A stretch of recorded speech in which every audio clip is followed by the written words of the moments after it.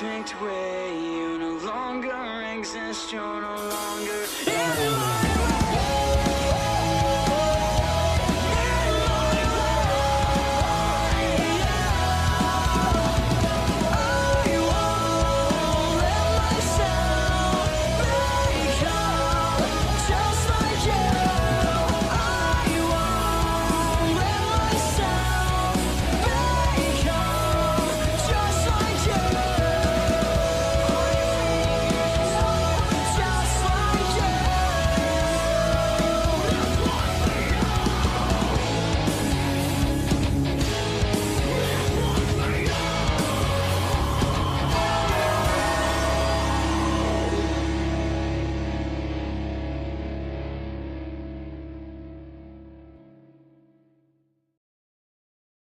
Welcome to AfterMat, your source for WWE PLA recaps. I am your host, their secret boss Cal, and alongside me as always, I have my tag team partner, the EST Delisha. What's going on, Delisha?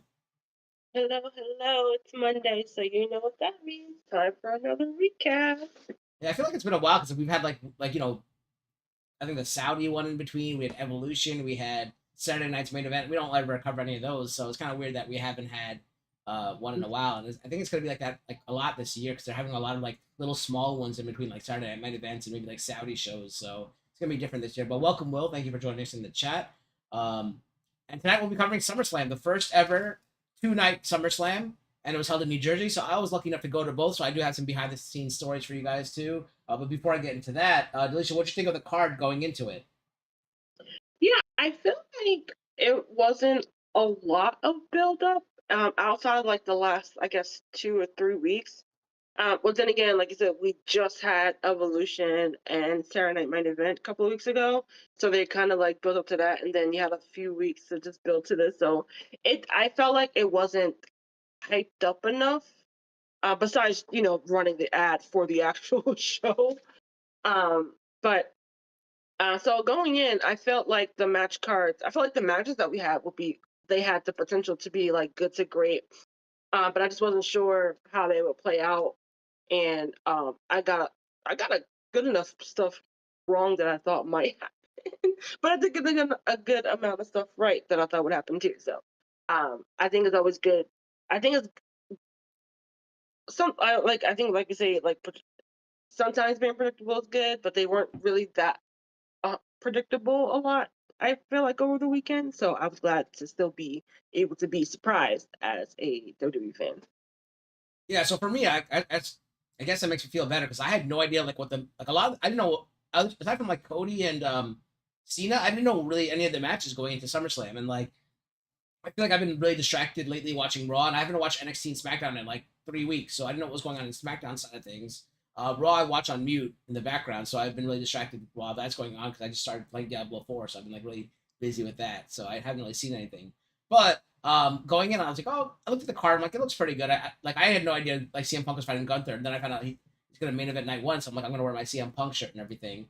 But yeah, like I felt like with I think TNA, AAA, Saturday it's main event, Evolution, all that kind of stuff. They've been not hyping. I mean, not like promoting this much because they got to promote all those little ones in between. So I feel like that's why I guess I was left out too, not knowing what was going on. And some big names were left out of the card, obviously too, like Julia, Stephanie Vaquer, Chelsea Green, Max Dupree, Bianca Belair. I think some others that were probably left out. That like I don't think Bianca's clear to actually be in ring yet. Oh, she's injured. I didn't even know. See, I didn't even know she's injured. There you go. That's yeah. Well, yeah, she had broken fingers back from Mania. Oh, come on, it's a broken finger. That's all right. So like yeah, so I didn't know a lot of the things that were going on either for like the matches and the behind the scenes things. So I guess so I've been a little bit left out in that sense. But behind the scenes stories, I got tickets to both nights, and it was like in the first tier, not the floor level, but it was the first tier for both nights. And then Raj, who you guys know as a road dog on the show, his brother has a client that had a suite, and he's like, hey, if you guys want to come to the suite, you guys are welcome to come. So then Raj's like, why don't we sell our tickets? So like we put our tickets for sale, and they ended up selling like the morning of Saturday. So Saturday morning they sold both day tickets. So that worked out well. And then I brought my camera that I brought to WrestleMania, the giant like Nikon camera that I had that like is like it's a 6-inch lens, right? So I can zoom in pretty far. And I was like, all right, well, I brought it to WrestleMania. There should be no issues. I looked at the MetLife policy on cameras. They said as long as the lens is 6 inches or less, you're okay to bring it in. So I go, and as soon as I like walk out of my car, or Shiv's car, I should say, Roger's brother, Shiv's car, like I walk 20 feet, and this woman starts yelling at me. It's like, you can't bring that camera in here. One of the MetLife security people. And then another gentleman walks up as well, and he goes, sir, you can't bring that camera in here. I'm like, well, I read the rules. I said 6 inches or less. It's fine. And he goes, you can't bring it in. I'm like, but I did read the rules. I'm sorry, but I read the rules. So then he pulls out a dollar bill, because apparently a dollar bill is 6 inches, and he measured it, and he goes, actually, you're good to go. Sorry, so go ahead. And that one, the woman is still yelling at me, like I mouthed off to her, but I said, I'm sorry. Like I was being polite, like I'm sorry, I read the rules, but she thought I was mouthing off. So apparently she was yelling at me. I had no idea. Like she just kept yelling and yelling while I was talking to the other security guy. And my friends told me, like, we're like, yo, like why was she yelling at you? I'm like, she was yelling at me. I had no idea. I thought she was just like yelling out loud, like to random people. So then I go to the next level of security, because for first you to get through a gate to get the security, then you got to go through the actual electronic, like metal detector gate. And right there, they're like, sorry, you can't bring that camera. And I'm like, oh my God. Like, I'm like, they just told me it was okay. They're like, who? I'm like, the guy over there. I'm like, the guy. And then Raj goes, the guy in the bucket hat. And he goes, okay, let me just get a supervisor. So then a supervisor comes, and she's like, oh, you can't bring that camera in here. I'm like, well, I did measure 6 inches. Like, it should be okay. And then like, so she's like, okay, hold on. She pulls out a dollar bill too. And then she's like, is it extended all? No, then she like unwinds it to like make the lens go longer, because to zoom in, like when it zooms in. And she goes, and then I'm like, oh crap, now they're gonna like not let me go in. And then she goes, okay, you're good to go. And then I'm like, all right. So I got in, and then like we get to the suite. It's very nice. I think I don't know if I sent you the video, Delisha, but I'll send you the video of us walking to the suite, and there's like food, and I thought it was only gonna be unlimited soda and water, but they actually had liquor too. So that was awesome. Like it was a really nice suite. They had water. And there's about like, I think 12 chairs, 3 rows of 4. Also, maybe they had more than that. It was actually maybe like 18 chairs or something like that. And we go in, I got like pictures, and right to the right of us, I had no idea, but I look, and like to the right of us is a pre-show taping. And so I see like Jackie Redmond, Rosenberg, and Big E. And I'm getting pictures of that. And I'm like, I couldn't get a good picture of Jackie, because hers was only back to me. Like Rosenberg and Big E were looking at me, and Jackie had her back to me. And like, and then you were gonna say it's because Big E was so massive that he was no. He was actually facing me, so it was fine. But like, she had her back to me the entire time. And then like Raj goes, oh my God, your 6 inches are great for this. Like, I'm glad you had your good 6 inches. And he's like going like this. It's like the 6 inches come in really handy. The 6 inches come in really handy. And so like Shiv's boss, the guy who got us the suite, or whose suite it is, was like, or Shiv's client, I should say, he's like, Raj, my children are down there. It was a joke. Like we all got the joke, but it's funny because he was talking about my camera lens being 6 inches, but the way he said it was like so funny, because like he's talking about for Jackie Redmond, like my 6 inches came in handy for Jackie Redmond. It was just really funny situation. Then like WrestleMania started, and I'll get into SummerSlam started, and I'll get into like more behind the scenes details as we go through that. But yeah, so that's just a little behind the scenes before we got in. And I have more about before the event starts for night 2 as well when we get to that. So let's go ahead, and I think Will said something. Will said, he's just talking about in a general. So, the first match. Okay, well, I guess we'll get into the first match then. The match. So, luckily, so remember, it's 2 nights. There's 6 matches each night. Delisha split up 6 apiece, but then there ended up being a 7th match the first night. We'll get to that in a little bit. Luckily, because Roman Reigns was involved in this match, otherwise it would have been a pre-show match, but thank God Roman Reigns was in it, because it made it in the opening match of SummerSlam, featuring Roman Reigns and pre-show Jey Uso against, I don't know if they have a tag team name or not, but Braun Breaker and Bronson Reed, and accompanied by Paul Heyman. I found it funny that I saw a Twitter thing that I think they stole Roman Reigns' shoes on SmackDown, or something like that. And Paul Heyman called Bronson Reed the tribal thief. So I thought that was really funny. Pretty clever and funny. But Will says, I thought the Roman, Jade, Braun did all what. So the show had great moments, but it felt like your standard PLE tag team match. Was stunned to see Roman do a dive to the... Yeah, so I was excited to see him do the dive. But yeah, it was a good match. It opened up with like them, like all the 4 exchanging blows, and then the Samoans, I should just say, actually, Yeah, because Bronson's not really Samoan, even though he was on the Samoan team. But the Samoans throw Reed and okay, it's easier to do this way. The Samoans throw the Bronze outside. While both Bronze are outside, pre-show Jey Uso goes, "Should we play it, run it back with my theme song like he always does?" And I hate that theme song, but the whole arena was doing it, and like Raj and Shiv don't even know about that whole thing that they do. So when they saw the whole like 3 tiers of the stadium doing it, or it's actually like 5 tiers, but I'm not counting like the suite levels, but like 3 major tiers, the 3 major bowls, as well as the downstairs part doing it. They were in awe. They couldn't believe like all those people are doing that stupid thing. I of course didn't do it, but I did raise my finger up for the tribal chief when he came out. But they ran it back, and while they were running it back to do the stupid pre-show Jey Uso yeet thing, the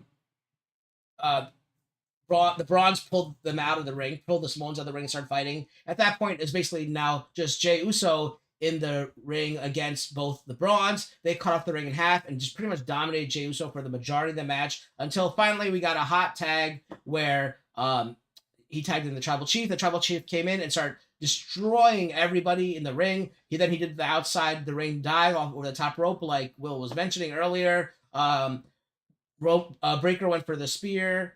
And I'm going to be pretty brief. I'm just going to mention the highlights because I do have things to say in between and stuff. And we have 13 matches to cover. Breaker went for the spear. I think he took off his straps and went for the spear, but Roman hit the Superman punch. And then they went to the announcer's table where Bronson Reed dove into Roman Reigns, and Uso hit the jumping off the turnbuckle or whatever, off the ring apron clothesline onto the announcer table. And then Breaker the Bronze did the Steiner Bulldog off the top rope combo to Jay. Then I think Braun went for the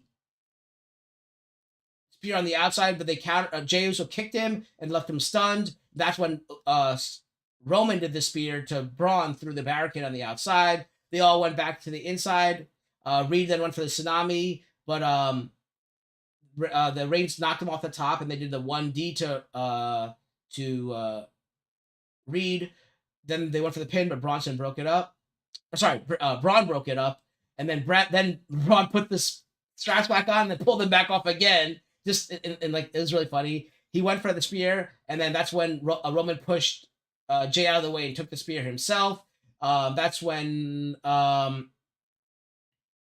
Uso speared Bronson Reed, went for the splash and got the pin, and they won and did their little stupid pre-show Jey Uso up and down thing. It was a good match. I thought it was very well. The crowd was hot. What I want to say too, the crowd, like, because I watched it again today. I rewatched the whole PLE today, and it doesn't sound as loud. I always thought it was louder on TV than it is in person. But when I was there, like Raj kept saying, like, is this like piped in audio, or are they amplifying the audio? And like, you could tell it wasn't piped in because it wasn't like in sync. Like, it was hard to explain, but like, if you're there, you could tell that it's not piped in by the way that the fans are chanting. It was so loud there that like, I thought on TV it would come out like really loud, but when I saw it on TV, it wasn't loud at all. So maybe they turn it dial it down a little bit so you can hear the commentary on TV. That could possibly be it. But just imagine, now I can think about like how loud maybe France was if they actually toned it down. But then again, an arena is always going to get louder than a stadium, even though there's more people in the stadium. The arena's enclosed, so I don't know. What you think of the first match, Alicia? Yeah, I thought it was a great way to kick off. I guess the weekend, as it was entertaining. I do get what Will's saying, that it could have been a main event on Raw and it still would have had like the same effect. But like I said, as far as like energy wise and pacing wise, I thought that it did a good job. Sometimes because they haven't really been together for a bit, I forget how well Roman and Jay do work well together, which I guess isn't surprising given their family history. But I thought it was really fun. It does leave me to wonder of like how Braun and Bronson are supposed to be taken by the crowd, because we both know individually they're both like fierce competitors and are really good in the ring. But or maybe someone can correct me wrong, but it doesn't feel like they're like winning a lot, especially even when Seth was involved. more heavily before the injury. Um, it just felt like they just they went back into goon roles and not like we should be feared roles. Am I making sense? Yeah. I, Okay. I mean, well, of course, they're not going to lose to Roman and Jay probably on like the SummerSlam card, but I know they've had some wins, but it doesn't feel they don't feel like winners. If I yeah. make like I said, I was gonna say the same like thing I would about say that. you Yeah. fear them because of the spear and the tsunami that's coming your way probably at some point in the match. But as like I said, as far as like as a unit, I do think that they're gonna end up being the tag team champions while well, I'll get to that in a bit, but I think that faction is gonna have all the belts. I think that's gonna end up happening in like in some type of way. They're gonna have all the belts, at least the tag team belts. But according to Will, Braun Breaker got hurt and his knee was hurt. And hi, Will's mom, how are you doing? hi mom. But yeah, like I think I don't know. I really do feel that they're gonna end up with all the belts, at least the tag team belts. They're gonna beat Judgment Day, because I think Dominic's gonna go off on his own now, and Judgment Day's gonna eventually break up, and Liv's gonna come back to see like Judgment Day's gone, and she's gonna be upset about it. But I think the Brawns are gonna beat Judgment Day for the tag team championships. Okay, I Uh, can see that. okay, that brings us to the next match, which was for speaking of tag teams, was for the women's tag team championship, featuring the women's tag team champions, the Judgment Day. Well, represented by Raquel Rodriguez and Roxanne Perez. It was a shame because Liv Morgan being from New Jersey would have been great if she wasn't injured to represent. I would have loved to see that. She would have got a huge pop and everything. And it just sucks. It just doesn't work out for her ever when it comes to like Jersey. So it sucks. Against a team of Charlotte Flair and Alexa Bliss. This is a very similar blueprint match again to the previous one, as Charlotte, all four of them go at it right in the beginning, and then eventually Alexa's in the ring alone, and the ring is cut off by Raquel and Roxanne. Then there's a moment also when Alexa accidentally hits Charlotte, and that's when like Raquel and Roxanne take over the match, and then I think towards the middle of the match, Alexa goes for Sister Abigail, but Roxanne rakes her eyes. Then she goes for a Twisted Bliss, but Roxanne gets her legs up or her knees up. Eventually, Alexa's able to make the hot tag to Charlotte Flair, and she starts destroying everybody. She even did like a cool front, forward, flip, handstand, flip, whatever you want to call it, clothesline of Raquel Rodriguez, I believe it was. And then I think eventually Roxanne and Raquel start double teaming. This is what she hits her in the face. Roxanne and Raquel start attacking Charlotte. So Alexa comes in for the save, but she misses, I think, Roxanne and hits Charlotte Flair in the face. This is when that happened. So then Roxanne, sorry, why does everyone have like the same name? Roxanne, Raquel, and then Braun and Braun. Like, why do I have all these freaking same names? Sheamus and Cesaro. Like, it always happens to me. Raquel hits the Tejana bomb on Charlotte. Then Roxanne hits the Pop Rocks after that. But then Alexa comes up and breaks the tag. Then somehow Charlotte makes the tag to break up the pin, sorry. Then Charlotte makes the tag to Alexa. Alexa starts cleaning house, and then goes for Sister Abigail. And this is another thing about being there, another behind-the-scenes thing there. As Alexa has ready to go for Sister Abigail, you see Charlotte get behind her. So on broadcast for you guys, it looked very well done because all you see is Alexa and Roxanne. Alexa and Roxanne in the twisted in the Sister Abigail position, and you see Charlotte come behind her going, "I told you, I told you." So it was very well done, very well framed. But when you're there, I already see Raquel in the ring waiting for the spot. Like, she's already standing next on the other side of the ring, and I'm like, oh, so I guess people at home are thinking that Charlotte's gonna hit Alexa, which I guess that's what you guys are supposed to think because you only see those three. But in person, you see all of them in the ring, and I'm like, Charlotte's gonna hit Raquel, which she did. Alexa hits the Sister Abigail, and now we have new tag team champions. And I was really happy to see that. And I could see Alexa Bliss doing her little title thing that I loved having her do, which used to be my background on my keyboard on my phone that I showed her and she really liked it. Where she puts how she puts the title up and then puts it to the side or the back of her side. Then she always winks too. I had that GIF saved on my phone or my iPad where she winks. But yeah, like I love when she does it up thing. So she's the one who does that and then puts it to the side, which I think is adorable. And yeah, I was happy seeing win or them win. Go ahead.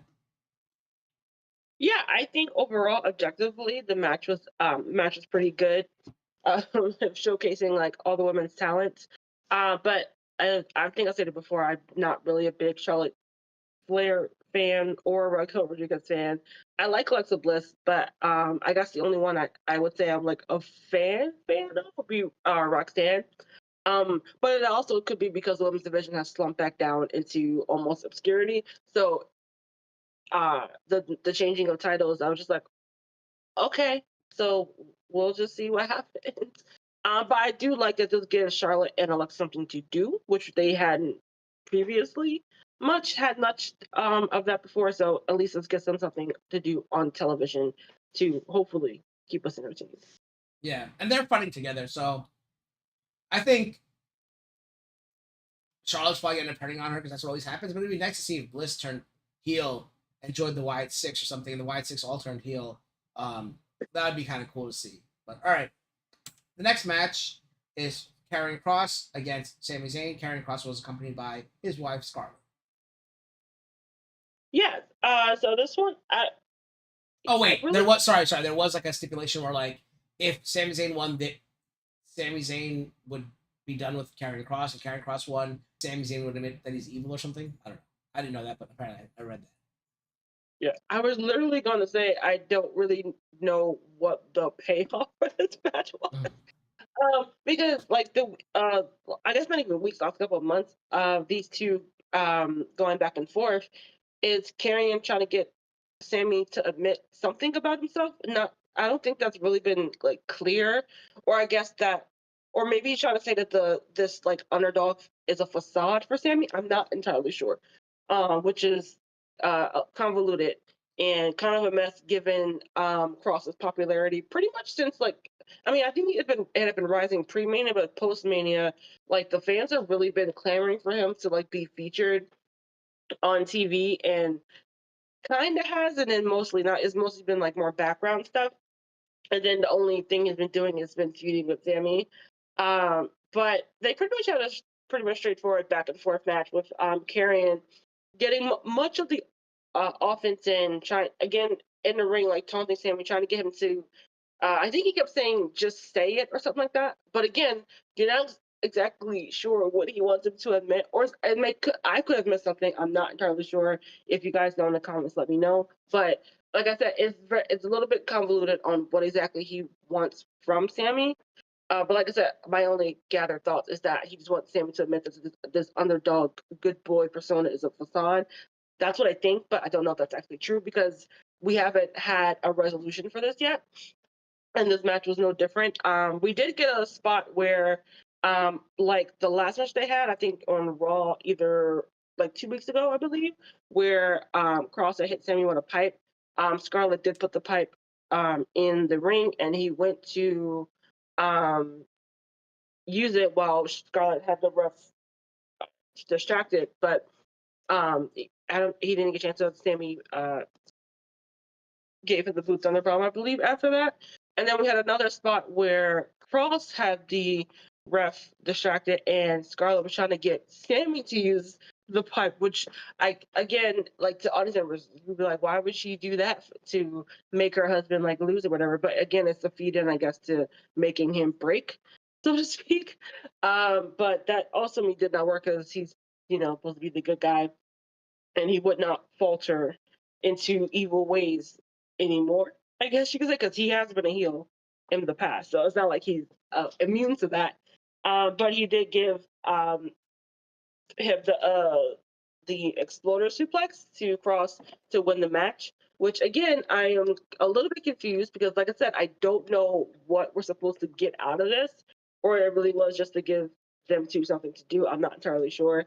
If they wanted to, I guess, push Cross a little bit more, it would kind of make sense for him to win even if it was by more like, standard heel tactics. But I don't know. I'm getting bored with it because I don't know exactly what we're supposed to be doing with this. I still like them individually, but I don't think these two together are working. So it might be time for them to move on to something else.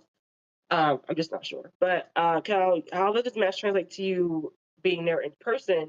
And am I right that we like? Is it right that it's not translating of what they want out of this view? Yeah, I think the crowd was kind of dead for it. They were cheering, like Will said, Karrion Cross was over. They were cheering for Karrion Cross. The crowd really didn't care for this match. Um, it was just kind of boring. Like, and like the story didn't like wasn't conveyed there in person. So it was just like a flat match, in my opinion. This was probably the low point, and it was entertaining. People really wanted Karrion Cross to win and all that. I don't know how to feel about Karrion Cross yet. I want to like him, but like I don't know if it's just them not doing anything with him. I never saw it. I always thought he looked cool. He had a good look and stuff. And like Scarlett is really good compliment for him, obviously, because they're married as well. But I just don't see the appeal of him, honestly. Like I don't see any cool moves out of him. I don't see anything. Like I guess he's not on the mic, but he's not on the mic enough, or I'm on mute, so I don't hear it. So this match couldn't. Oh, but I did behind the scenes. I did say "Let's Go" in his opening song when he goes, his theme starts for Sami Zayn. So I did say that. Like I said I would say that, and I did do that. So I did do that. Other than that, I had nothing much to say with that match. Like it was like kind of like the bathroom break match in my opinion, but I did watch it. I didn't. I didn't go to the bathroom both nights. I did. I mean, sorry. I did go to the bathroom eventually at my house, but I meant like I didn't. In person. I didn't. I like during the span of SummerSlam Night 1 and SummerSlam Night 2, I did not leave my seat to go to the bathroom. So I feel like only dudes are able to do that. yeah, probably. No, I mean no. I think Raj and shit went to the bathroom a few times each. So, but they also like were drinking more water and stuff than me, or soda and whatever liquor than me as well. I just had like my one water bottle all day and that beer and one hard drink. But yeah, I don't know. Maybe I was just dehydrated and sweated. The next match was for the women's WWE Championship, I believe, featuring the women's WWE Champion Tiffany Stratton against Jade Cargill.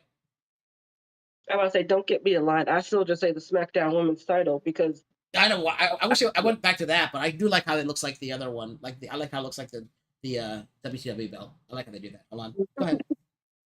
So yeah, this match came about because Jade won the Queen of the Ring back at the Saudi show that we don't watch, or cover, I should say.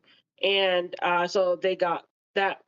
Now that it means something again, they got their shot at SummerSlam, and it was whoever the champion would be at this time, and it's still Tiff.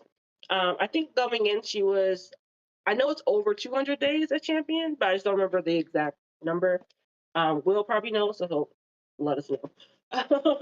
But honestly, I felt like this was a blink and you missed it match, where they kind of just put out their greatest hits of moves with Tiff doing like her outside dives and um,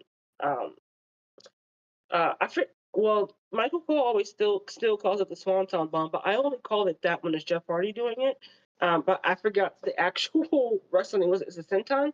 No, it's actually it's a swanton because senton's when you land on your like coming with your legs forward and land on your back. That's why it's still called a swanton. I always thought they just said that for Jeff Hardy because I swear I heard them call it something else. But we all know my mind isn't the sharpest when it comes to remembering things. uh, but yeah, but and then after that, after doing the Swanton Bomb, almost for a near fall to Jade kicking out and then giving her the I think it's called Eye of the Storm, which also produced another near three count. And it was pretty much a match of them trying to one up each other on strength. With eventually Jade trying to do the almost at Storm's End, but I don't think that's the name. Jaded. Oh yeah, the Jaded off the top rope. But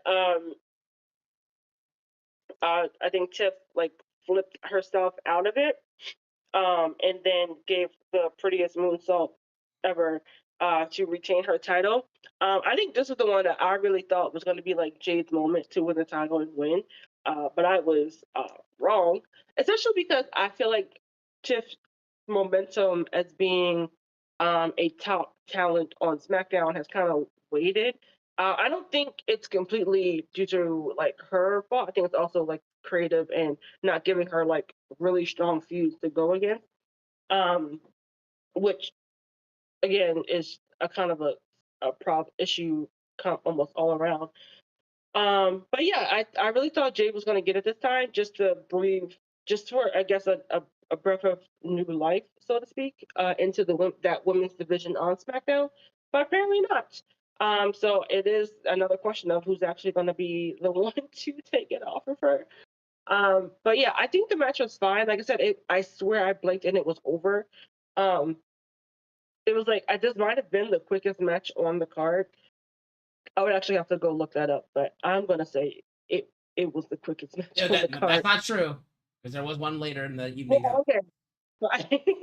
um, it, okay, so far it was the quickest match, and so yeah, like I said, the match was fine, and I think they're both fine competitors. It's just that I was just like, oh, it just over.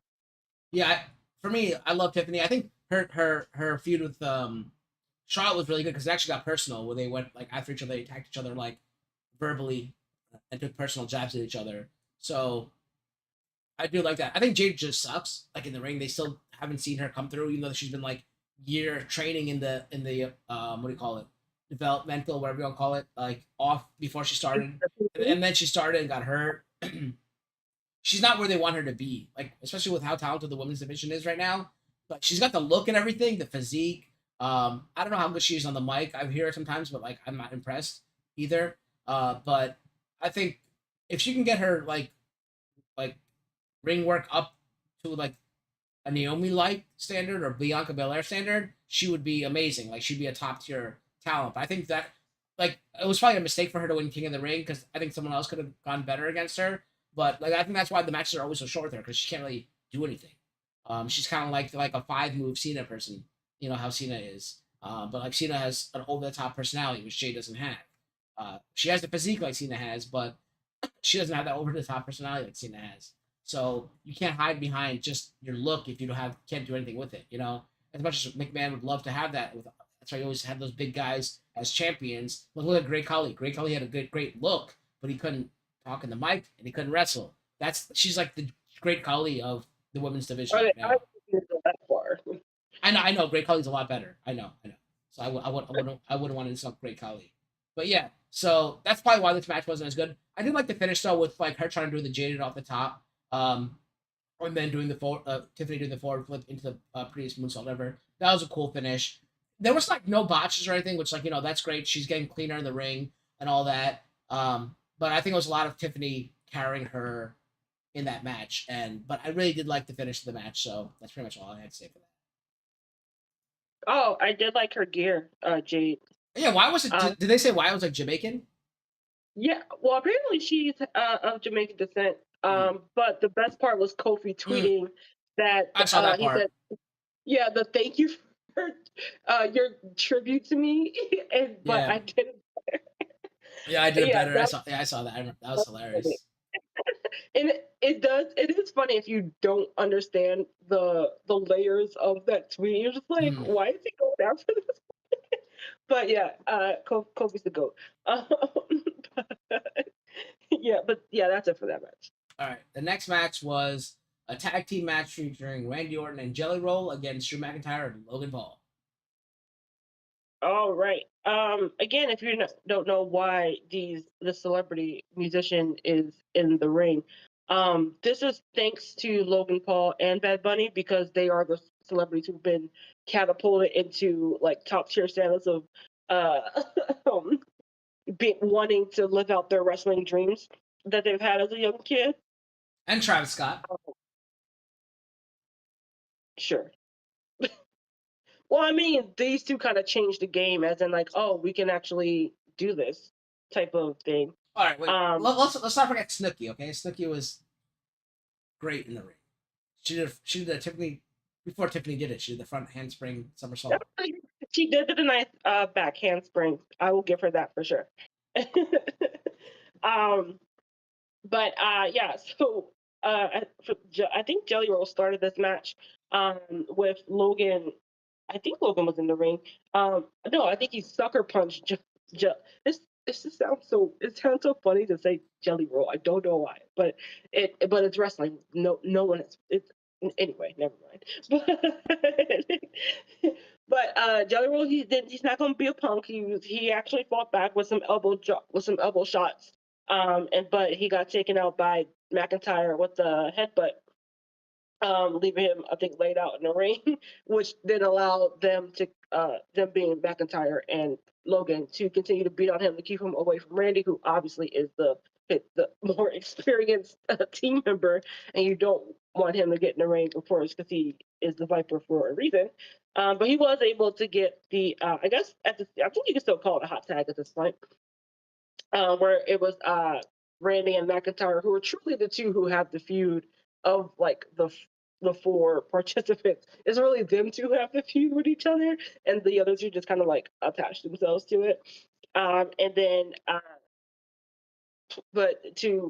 then Randy took out McIntyre. There's so many again names with the Hangman DDT. And then it was time for Orton and Logan Paul to go after it, where he dropped Logan onto the announce table, but then he got hit with a claymore outside of the ring, which then left, I guess, Jelly Roll to defend himself, where he took out, I guess they just call it a knockout punch for Logan Paul. I don't think it has like a name, but like Superman punch for Roman. And then and I think that when Jelly Roll landed onto the table, and then which is becoming like a staple for Logan, is to do a sort of like off the top rope move. This time it was I would say Stone Cold-esque, of holding the two prime bottles, knocking together, and I know he didn't really drink them. It was more like he let it hit his mouth type of deal to do, and then splash onto the announce table and the Jelly Roll. And of course that made the whole crowd go crazy. Michael Cole expressing that Jelly Roll probably has died, to where there was like this whole hullabaloo where the medical team comes out. It was actually a really good spot, and then they're like trying to help out Jelly Roll to the back, but at this point Orton is getting double teamed by Logan and Drew. So that if you know wrestling, the old wrestling of like, oh no, I can't leave my partner here. You're not going to take me in the back type of deal. And then going back to the apron to go in for the hot tag, and he did hit a choke slam onto Logan Paul, but then he got body slammed, I think, by McIntyre. But that left McIntyre open for the RKO. And what is it called? Paul from Grace instead of Fall from Grace. Logan was able to hit that onto Jelly Roll while Drew and Randy was taken out in order to get the win, which I thought was going to go the other way, just because it was like Jelly Roll's introduction to the ring, so to speak. I will say, despite my grievances coming into this match about like, oh my gosh, I don't really need this, but I understand the wanting of it. Of course, it's one of the big 4 pay-per-views, PLEs, and then celebrity matches are not foreign to WWE. They've been happening since the beginning.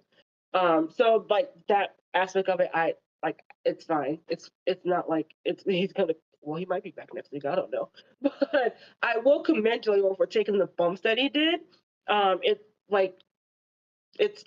sport isn't easy, even though it's scripted. It's still not easy. It's still athletic maneuvers that you have to do. And apparently, he legit was like training back in the PC, to like prepare for this match. So I commend him for that. I don't need him in another match anytime soon. That's just me personally. But like I said, I commend him for the bumps that he took, and that, like I said, that big spot from the top rope from Logan Paul onto the announce table. Like again, it's not. You think you're just laying there, but no, it takes a little bit of skill to not hurt both of you. But I guess it is fun to see Logan and Drew uh, together and get the win. And like I said, it's something to do, and it's a little not a letdown match, like not in a bad way. It's more like a take a breather match and then get back to your regularly scheduled program, so to speak. But yeah, what about you? Did you like the match? And I don't know. Do you think Jelly Roll did a good job as for like his first wrestling match coming into? Oh, I guess just we should change it to did Jelly Roll do a good job for his only wrestling match? Hopefully, because I hate when celebrities do matches. Like I really do hate it.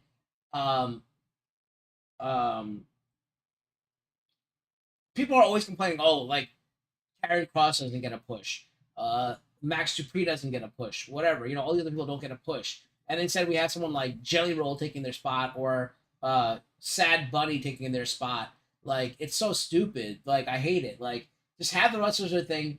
Have them just come out like they used to have. Like, remember when Pamela Anderson, like Jenny McCarthy and all them used to just come out and be like the timekeeper? And Jonathan Taylor Thomas was like the timekeeper or a guest ring announcer. Have them do that or have them have a little concert. Like, when I went, Diddy had a concert that year at WrestleMania 20. I think it was 20 or 29? 29. It was 29 or whatever it was, yeah. WrestleMania 29. Like, Diddy had a concert there. Like, have them do that. Like, like, we don't need to have. I guess Jelly Roll was having a concert on SmackDown or something. I saw that in the promo package. But yeah, just have like them do like whatever their talent is. Don't have them wrestle. Leave that to the actual WWE talent. Just have them represent somebody in the ring. Like, he could have just been a valet for Randy Orton and like the Miz or Randy Orton and Max Dupree or somebody. That would have been a lot better to see than this. But yes, I have to admit he did take some good bumps, especially the one Logan Paul off the top of the ring post onto the outside. But we all knew it was coming. Like when they were going to carry him out, that he's going to stop and be like, "I'm coming back in." I was shocked to see when as soon as Logan Paul pinned him, I was like, "Oh my god!" They always put the celebrity over. So when they didn't do that, I was so happy. Like maybe era has changed because two wrestlers should probably beat one wrestler and that kind of thing. Unless it's like a crazy wrestler, like Randy Orton's good, but not, he's getting to the twilight of his career.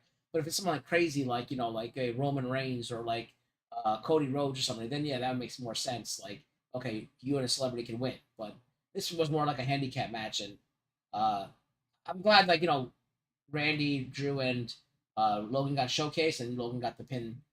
It was all well done. Jelly Roll, like I hope he's done because I don't need to say this anymore. I just hate how they bring celebrities in. Like Cardi B. That's fine. All she was come in and open up SummerSlam, and that was it. And then she's like quiet the rest of the time. It was her music playing throughout the whole thing because it was the theme of SummerSlam. Just have it like that. That's all you need. If you have a musician, just have them be the theme and have them like either announce the attendance or just welcome everyone in. That's all they got to do.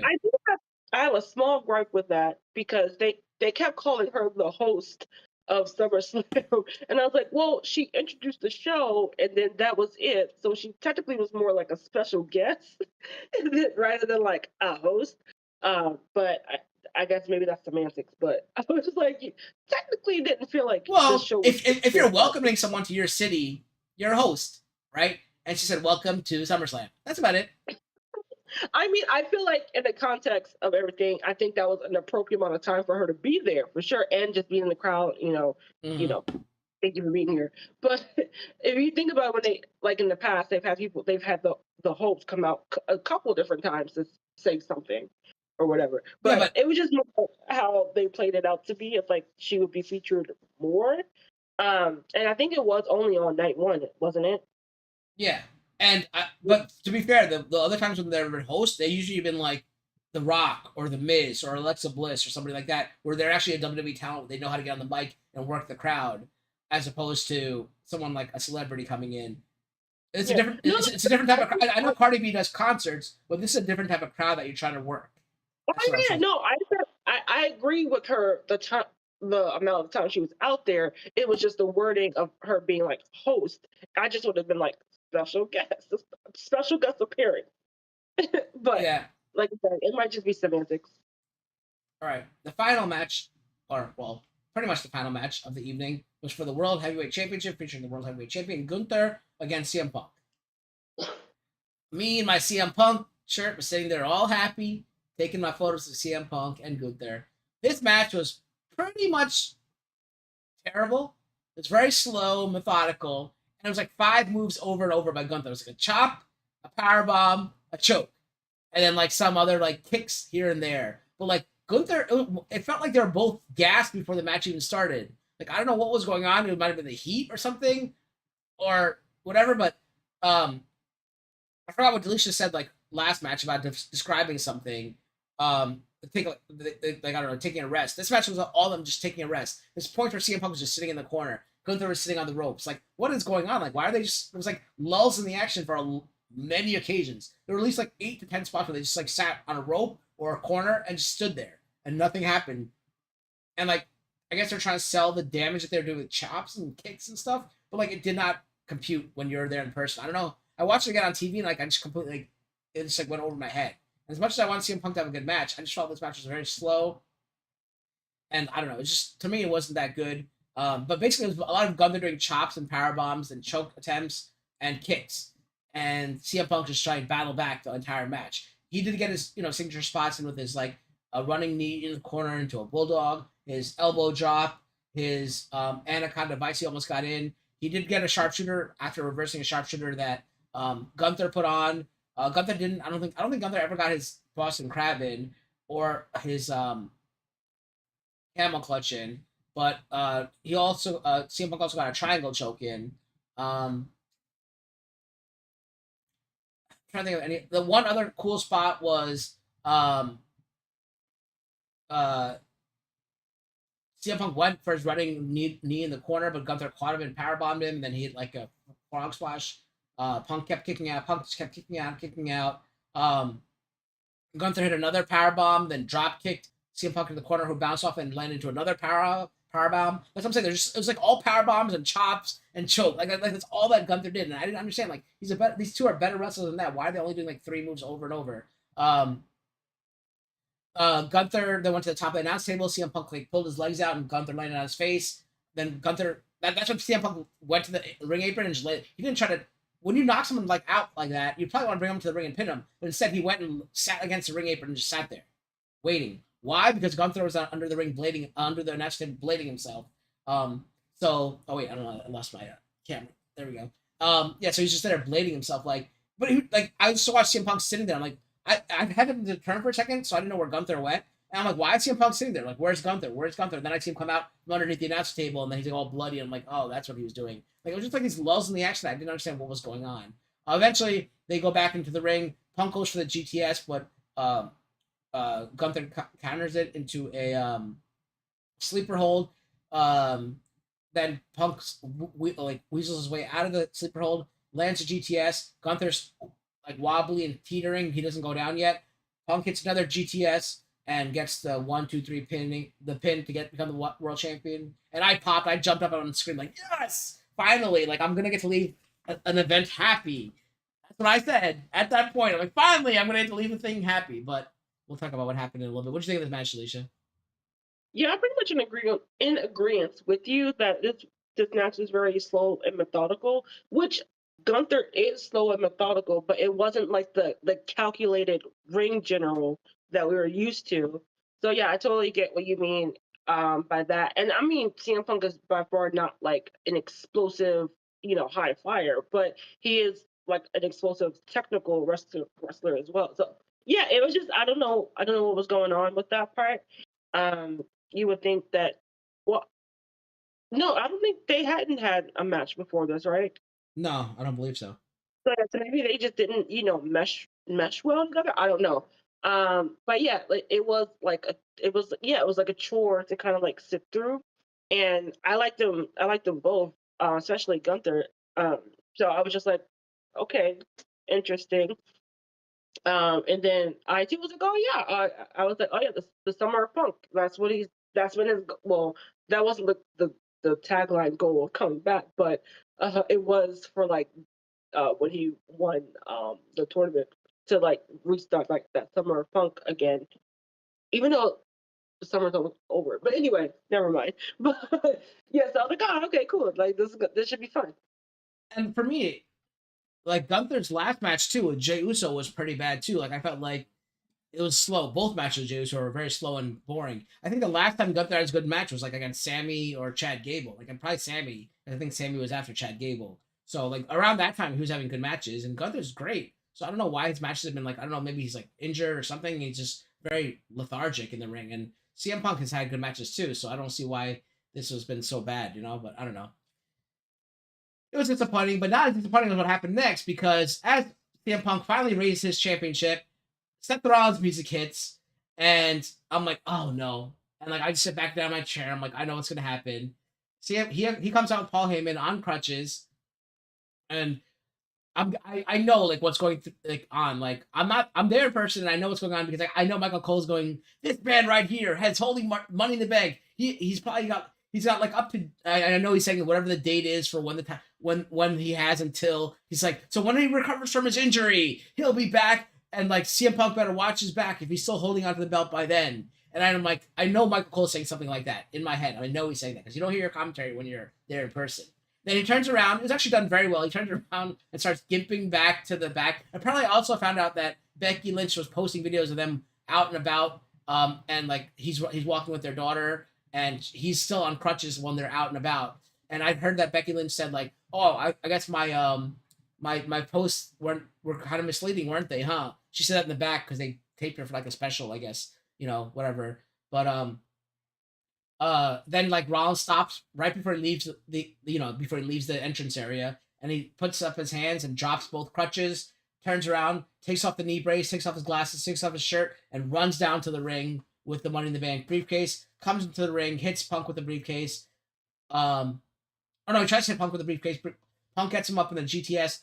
Rollins elbows his way out of it, then hits Punk with the briefcase like 14 times in the head, then hits the curb stomp, and gets the 1, 2, 3 for the win. And now your new World Heavyweight Champion is Seth Rollins after cashing in Money in the Bank.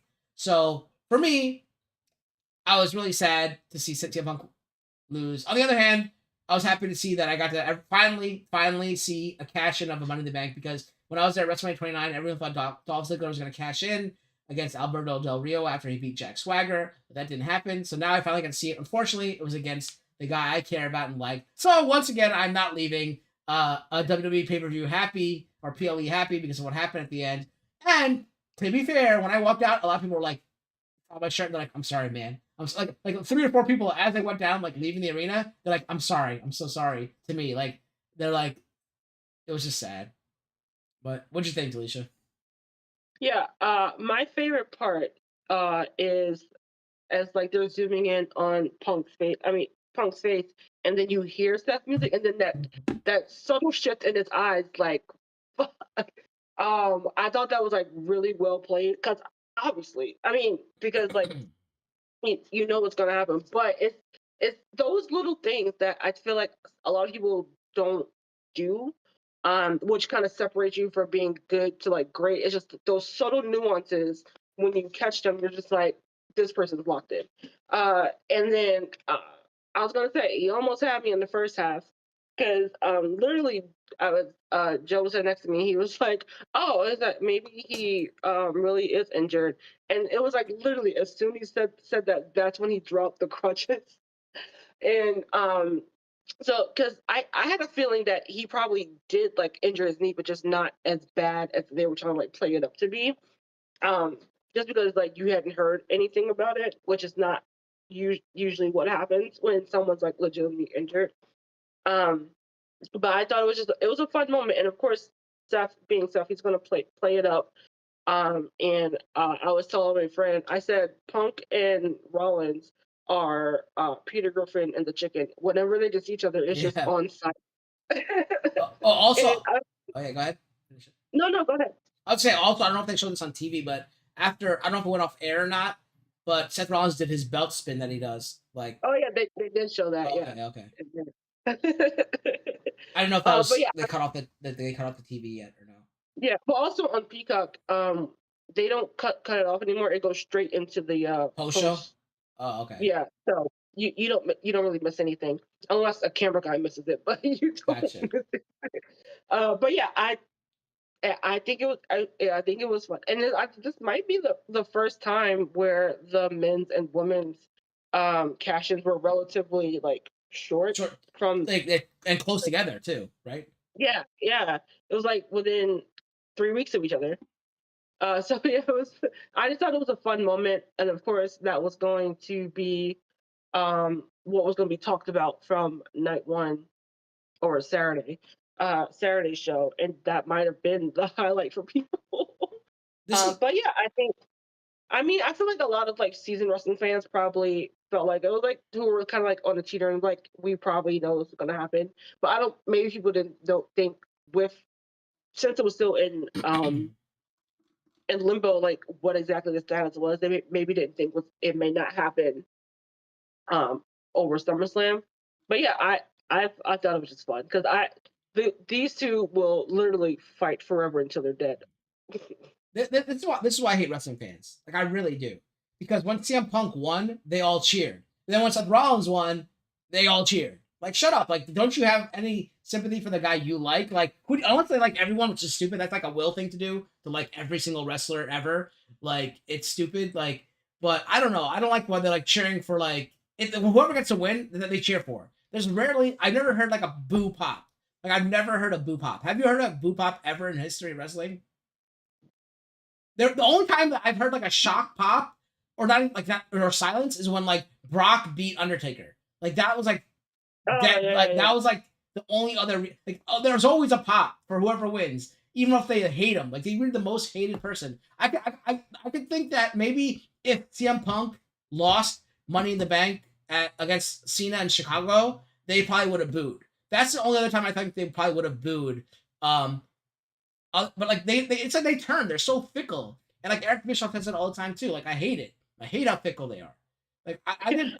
Wait, I like Seth Rollins, but I don't like this iteration of Seth Rollins. This whole like like I don't like that. I don't like this guy. This version of him. I like the Kingslayer version of him because he named himself after me. So that was great. But now, like, I don't like this version of him. I like the stable. I like the stable and all that. Like, I like like the story for them. I just don't like this iteration of Seth Rollins. So, like, yeah, if it was any iteration, I probably would have been happy that he won, but not beating CM Punk because obviously I like CM Punk. And people saw like Shiv actually took a picture of like me. Like, I was like so sad. Like, he came and took a selfie with me as how sad I was. Like, he has that picture. You could probably post it. Like, of me so sad. Like after CM Punk lost. Like, I was like. Ugh.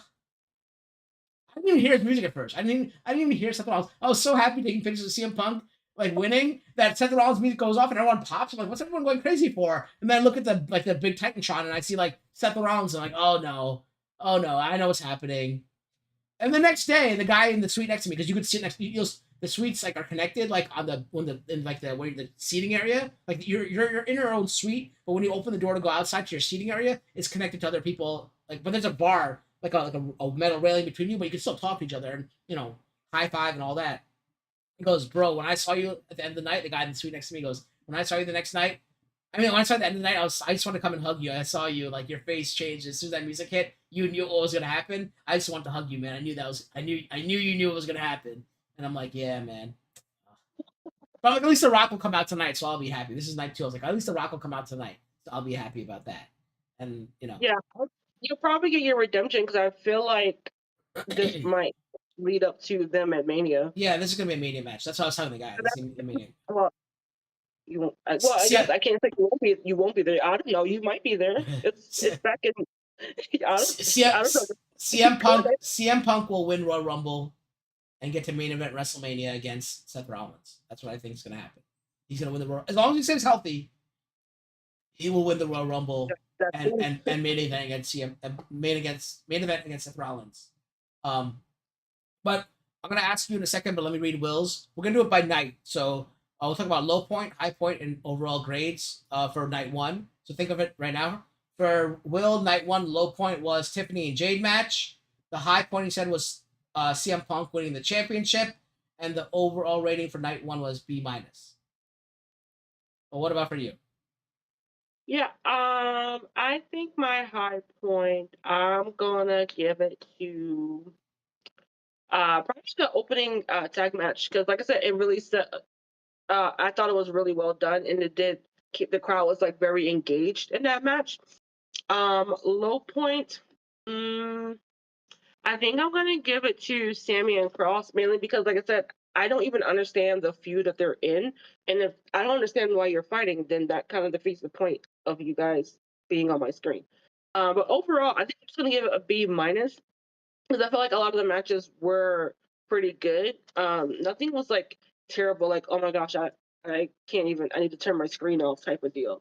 But I think overall, I think it was like a B minus show. But I also want to say, if I could give a slight high point to the production screen of the do we? I don't think they call it Titantron anymore, but I still call it the Titantron. Yeah. It, I mean, it was massive, Yeah. and It was really cool. I took pictures of it. yeah, and then because like and then I like you really felt it when like the big name stars were coming out. Mm-hmm. So I really like. I mean, it was something that's it's just screens put together, but the scale of it and then how it just translates onto the screen, I thought was pretty cool. All right. My low point obviously was CM Punk losing, like I mean getting cashed in on.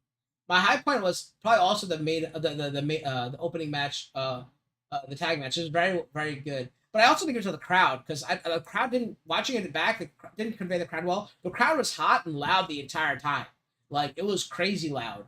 And that's why like Roger was like asking like, oh, is it being piped in or is it being amplified? I'm like, no, dude, this is like real. Like you could hear that organically like grow and everything. It was very well done. So the crowd being loud, I think it feels different when you're. So like I miss out on the commentary and like these little like amazing camera angles, but I also get to see the behind the scenes stuff. Like I was talking about like the Charlotte moment, which kind of ruined it for me. But still, Charlotte.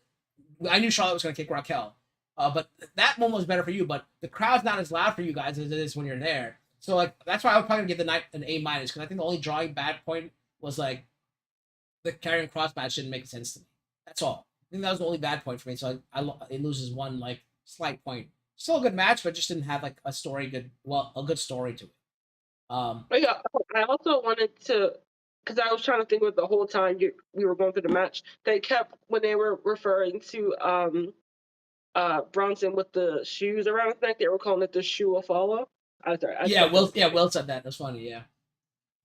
All right, that brings us to night 2. But before we start night 2, I have some behind the scenes stuff to tell you.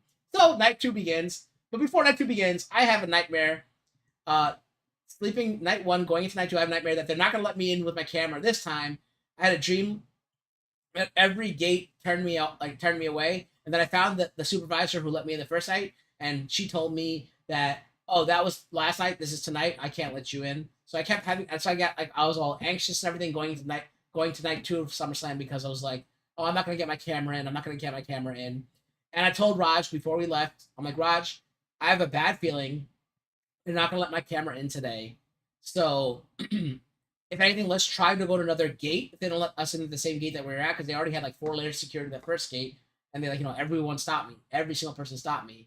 And I was like, Raj, like, I just have a bad feeling. Let's just try another gate if they don't let me in at the first gate. Because if I'm lucky enough, they'll have the same people working and they'll remember me and they'll be like, because I even asked the guy the first time, like, oh, will I have any trouble tomorrow? He goes, no, you shouldn't because like we'll remember you. So I'm like, okay. So I'm like, we'll go to the same gate, but I have a really bad feeling because I had the nightmare and everything. I'm like, if anything, we'll go to another gate. Okay. So we get to SummerSlam night 2. We're walking in and we get to the first layer of security, which is the gate before the metal detector. And there's a guy who sees he spotted me from like right when I got out of my car, like or Shiv's car, and he's like, "Dude, I saw you a mile away. You cannot bring that camera in." I'm like, "Oh, here we go again." I'm like, man, I read the guidelines. It said 6 inches less. He goes, I know what you're saying, sir. I know what you're saying, sir. Very nice guy, and he was officially dressed like he's like the head of security, head of MetLife. It was like a really official guy, and he goes, I know what you're gonna say. I know they're gonna measure the dollar bill. You're not allowed to bring in that type of camera. It's only 6 inches or less is allowed if it's not a detachable lens. But I have one of those really nice cameras that you can interchange the lenses depending on if you want like a really long one, a short one, depending on what kind of photography you're doing. So it's like a professional camera, like the one that the press uses. Mm-hmm. And he goes like, I know like the rule for 6 inches is for cameras that are not with detachable lenses. Trust me, I have the guideline. I can go bring out the rule book for you and read it to you and everything. I'm letting you know now. I feel so bad for you, man, because it's a beautiful camera, and I know you wanted to capture the moments today, but it's not even a MetLife policy because if this is a Giants game, you can bring that in, but this is a WWE policy, and you can't bring it in. I'm so sorry. And he's like, he's like, you're not. He's like, but you know what though? I really, really feel bad for you. He's like, he's like, just go try another gate. You're not gonna get in here because of me, but maybe someone else will let you in at another gate. So go try another gate. He was really nice about it because he's like, I really want you in there with that camera. So like, try another gate. So I'm like, oh. So I look at Shiv and I look at Raj. And I'm like, I was dejected at that point because he was so adamant about like he was like the head of security or whatever. He was so adamant, but he was really nice about it. But he was so adamant. I'm like, you think you should go back to the car? And they're like, but Raj is like, oh, but didn't you say we should try another gate? I'm like, all right, let's try another gate. So we walk to the next gate, and I see that initial guy at the first gate, right?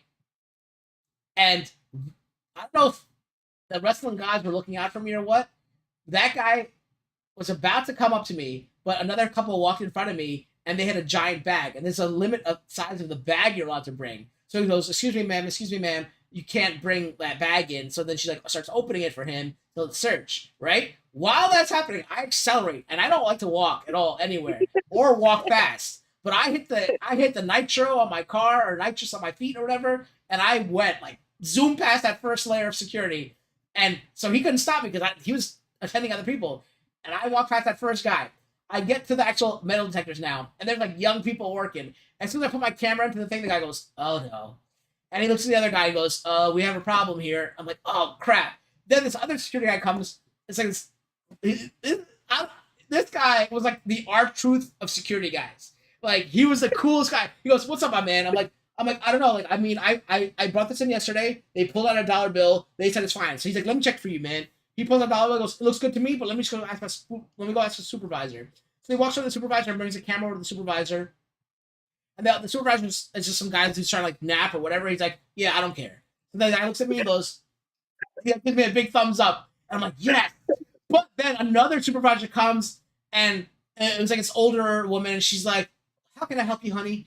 And I'm like, "Oh, well, he has my camera. He went to go check out the supervisor." She goes, "I'm the supervisor." I'm like, "Well, he went to go check with somebody else." And then that guy, the R-Truth guy comes back and goes, "Oh, like my man's trying to bring this camera in. I went and asked John. John said it's all good." And she goes, "John said it's all good." And she's like, "John said it's all good." And so it was like a backstage segment. Well, and I was part of it. And then she's like, "Hold on, let me pull out my dollar bill," because that's how they're trained apparently. Pull out a dollar bill.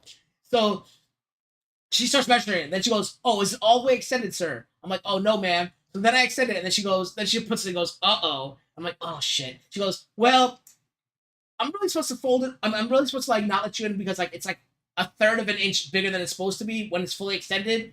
But have a good evening, sir. You can go ahead." I'm like, "Oh, thank you, ma'am." She's like, and then I looked back at the R-Truth guy, and the R-Truth guy was like that to me, and I was like, "Yeah, man." I'm like, so then like, but then they had more security after that, and I just put my camera like I put it like a purse kind of, and put it behind like my shoulder, so they couldn't see me walking through the arena going to the suite.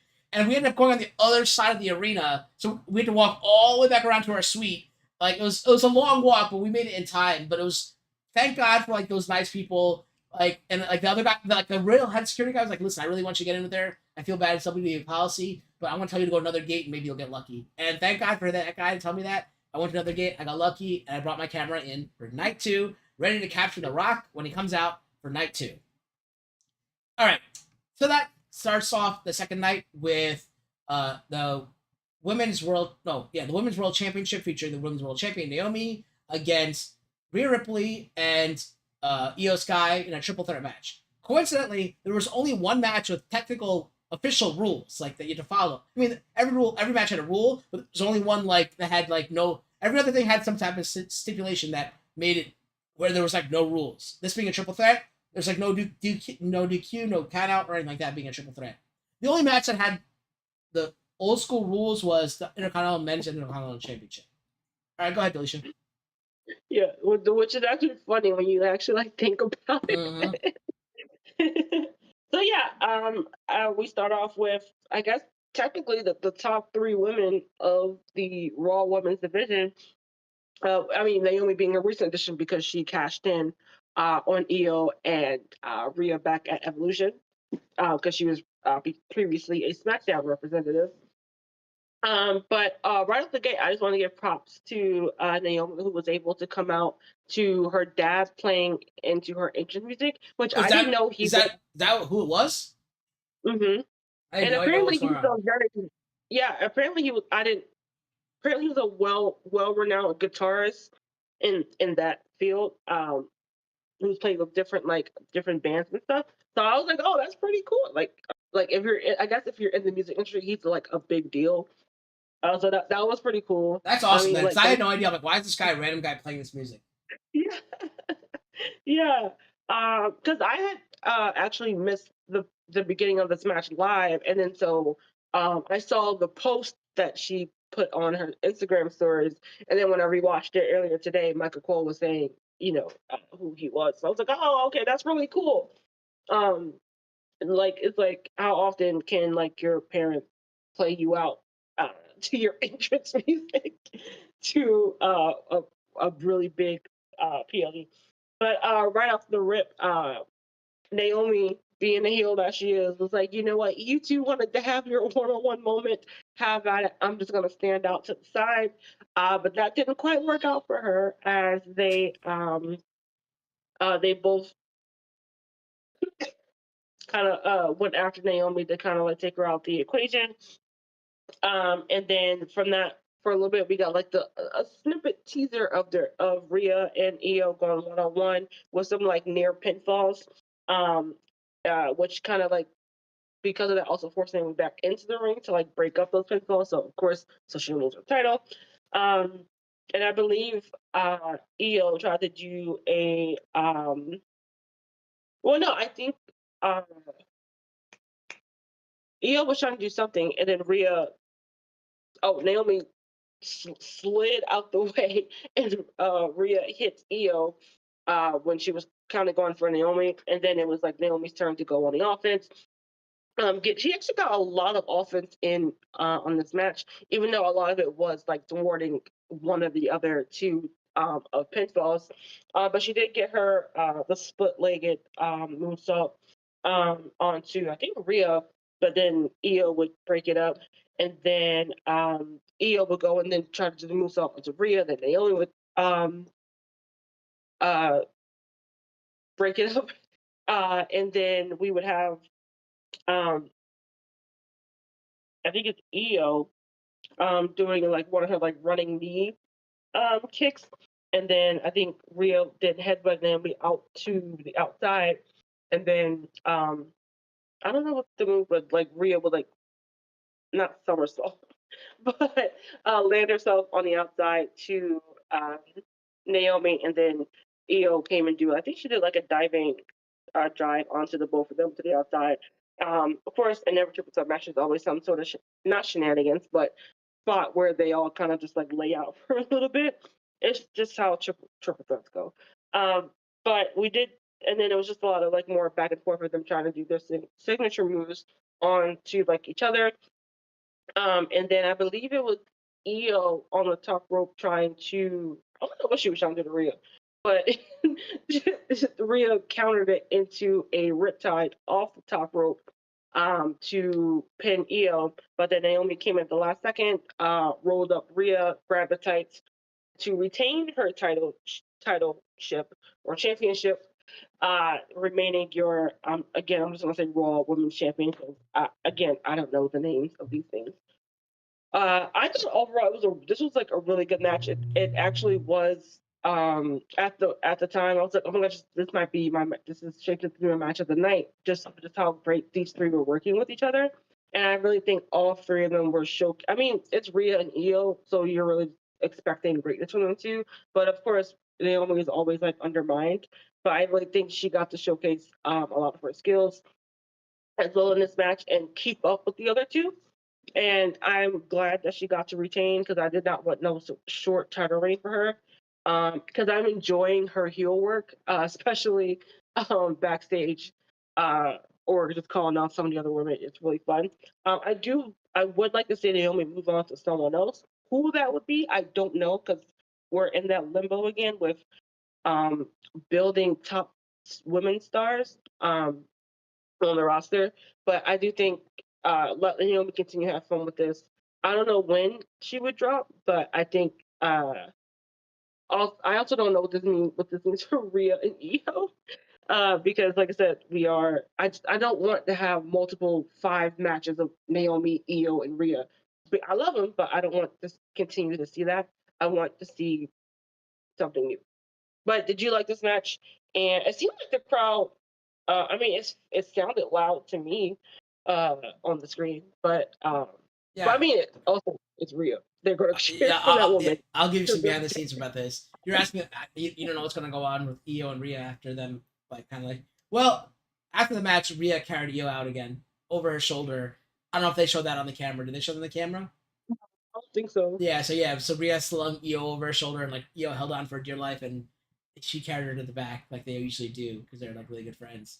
Um, the crowd is really hot. The first match is usually when the crowd is the hottest, aside from the main events usually. Um, it was really hot. They really liked what was going on. It was behind a lot of Rhea chants, a lot of Rhea chants, a lot of Io chants. Not really any Naomi chants, but people did cheer for her when she came out to the ring. People did cheer when she won. But there weren't any chants for Naomi. There were chants for Rhea and Io. Another behind the scenes note: the people that came this week night two, one of the groups that came was a man and his wife and his son and their nephew came, and he's like, I don't really know any wrestling that much. I used to watch a lot when I was younger, but I don't know a lot about it. But like, is there anyone who could like explain storylines and these wrestlers to me? And Raj goes, oh, he points to me, he goes, this guy right here. I'm like, which sucks because like I didn't really know the storylines going in that much. Like and of all the times I'm supposed to like, I usually know I'm supposed to know things, but I know enough to like, let people know what's going on. So I told him, here's what I said to him before the match started, because his wife says, I really hope Rio wins. He says, I really hope the Japanese girl wins. I'm like, oh, that's her name's Io, right? And I'm like, I'm sorry to tell both of you guys, Naomi's probably gonna win because she just won the championship like 2 weeks ago, so she's probably gonna retain. And then here's how she's gonna do it: either Rhea or Io is gonna hit their finishing move, and then Naomi's gonna like push one of them out of the ring and slide in and steal the victory. And that's pretty much what happened. Rhea hit the riptide, and then Io came from behind and rolled up Rhea. So that's pretty much happened. The guy that gave me a fist bump as soon as it happened. He's like, "Wow, you pretty much called what was going to happen." And I was like, "Yeah." But yeah, the match is good. I love. I used to love Rhea. I still do love Rhea. But like Io, like I'm not you. You've been talking about Io forever, and I told you she's always been growing on me. My favorite in this match was Io. Like she's been my favorite always because I love that thing she does with her head. Like, I love that's why that she does like that front flip, land like comes off her head and then does the this thing, and she did that with Rhea today too. So that was pretty fun to watch. That was great. I still hate Naomi. Never really liked Naomi. I don't know why she's champion. People seem to like it. I don't really like it. I don't like her new theme. I was waiting for the lights to turn off and do the Feel the Glow or whatever the hell the song goes. Whatever it was. I don't know if she hasn't had that for a long time. Like I said, I don't really care for Naomi, so I don't know. I don't. You have not had that for Yeah, I had no idea. Whatever. Well, like I said, that's how much I care for Naomi. I had no idea what was going on with her life. But yeah, it was a great match though. Otherwise, good for Naomi to win, I guess, because they want to keep her title for her until like I don't know who's gonna beat her for it, but I don't even know what brand she's on. SmackDown, Raw. Raw. Oh, I don't know. Yeah, exactly. I don't know who's on Raw. Like, well, I never know who's on brands, so I don't know who's on. True, but the fact that you couldn't think of anyone, like literally the top stars right now, it's still Rhea, Io, and Becky, but Becky has the IC title. And I guess you can still put Bailey in there too. But Oh, so Julia's on SmackDown? That means Stephanie Vaquer. Is she on Raw? oh yeah, so she might be the one. To Yeah, take it off. it'll be Stephanie Vaquer then. Great, good. That's great. If she Okay. doesn't beat Becky. All right. The next match is, I think, the 6-way match for the WWE Tag Team. Oh no, wait, sorry. Oh God, what the hell are these called? Are these the big gold ones or the ones with the W on it? Which one were they? Oh shoot. I think it's the ones with the W on it. Yeah. Because if this is SmackDown, right? Because then Raw has all the WCW titles, right? I think Raw has all the WCW titles. That's right. So this is the WWE Tag Team Championships featuring the WWE Tag Team Champions, the Wyatt Six, represented by what the fuck? Well, I have no idea what their names are. Not Gallus. Joey Gallus. What the hell is this guy's name? I knew his name yesterday. Joe Gacy. Joe Gacy and I want to say Drew McIntyre, but that's not Drew McIntyre. That's Dexter Lumis. Dexter Lumis and Joe Gacy. See, I know my White Sox, even though I'm wearing their shirt right now. I know them so well. And they were accompanied by Bray Wyatt, Nikki Cross, or Sister Nikki, whatever she's called, and Eric Rowan. Against the Motor City Machine Guns, represented by Chris Sabin and I was going to say Johnny Mnemonic, but it's Alex Shelley. DIY represented by Tommaso Ciampa and Johnny Gargano. I didn't even know this was a tag team. I don't know what they're called. But Andrade and Rey Fenix, I had no idea they were in the match. I didn't know Rey Fenix existed. And Fraxium featuring Nathan Frazier and Axiom. And the Street Profits featuring Montez Ford and Angelo Dawkins. Basically, how ladder match works is this being a tag team match, the ladders, TLC match. The championship titles are suspended from the ring. You have to climb a ladder, and whatever team pulls down the two belts are the champions. Around the ring, they're surrounded by tables, ladders, and chairs. Also surrounding the ring, where they honored Devon Dudley and Bubba Ray Dudley, as well as the Hardys, Matt and Jeff Hardy, because they were two of the three teams involved in the first ever TLC match 25 years ago at SummerSlam. So they had paid homage to that. Go ahead, Alicia. Yeah, I for a split second forgot about the TNA. Yeah, explain the madness. Explain the madness. I'm gonna do my best. I forgot about the TNA partnership because I'm just used to it more so on the NXT side. I was like, wait, aren't they contracted somewhere else? I wasn't expecting to see the Dudley Boys and the Hardys sitting at ringside. Anyway, yeah, this match was crazy from the jump, and literally and figuratively. But the teams immediately went after the Wyatts because they are the big threat to the they are the champions, but they are the bigger threat because also there's so many of them out there. But it kind of tied in also to how this whole match came about. Anyway, it was the whole like tag division trying to take out the Wyatts week by week. That's the only thing I really know from this feud. But we had I'm gonna try to do as much as I can because I literally had to look up for most of the spots. Not because I didn't remember, because there was so much. I knew I was gonna miss something. So because of the TLC match, of course, that means also tables, ladders, and chairs, but also like you can use anything, but those will be the abundance of weapons that you're gonna see. A lot of stuff going in and out. I think I can't remember when this spot happened. I feel like it was more like middle of the match where you kind of like had all members of each team doing some sort of move from the outside of the ring onto a table or a ladder. Because we had Gargano DDT Gacy through the table, Loomis doing he literally just jumped. He like just catapulted himself from the top rope, mainly so that he could actually land on Montez Ford because he was a little bit far away. So that's why there was like no somersault super moves. He just jumped. And then we had Rey Fenix doing a frog splash to Nathan Frazier through a table, and then Angelo Dawkins was going to do something onto Ciampa, and then Phoenix came up to stop him. I think it was Axiom. Oh, it was Axiom. Okay, they both. It was kind of because they're both wearing masks. Axiom came to interrupt Dawkins. At first, I was like, why would he do that? But it was so he could do a Spanish fly. It was supposed to go on the Ciampa, but Ciampa moved out the way smartly, and because he had enough time to do that at that point. And then threw the one to the table, which is pretty cool. Because I don't remember the last time or ever we had like a back-to-back spot like that, where like every member was doing something off the top rope. And then another big spot of the match was I think a lot of teams, it might have been shortly after that that spot, to where Candace came out and she was climbing up the ladder, and which was funny because like Johnny was the one holding the ladder, because it was like, dude, you could have been the one that was climbing the whole time. Climbing up the ladder. No. So Candace came out to climb the ladder, and then BFAB came out and thwarted her. And then BFAB was go. In case you didn't know, BFAB has been associated with Street Profits for a while, even though she has been tagging with Michin.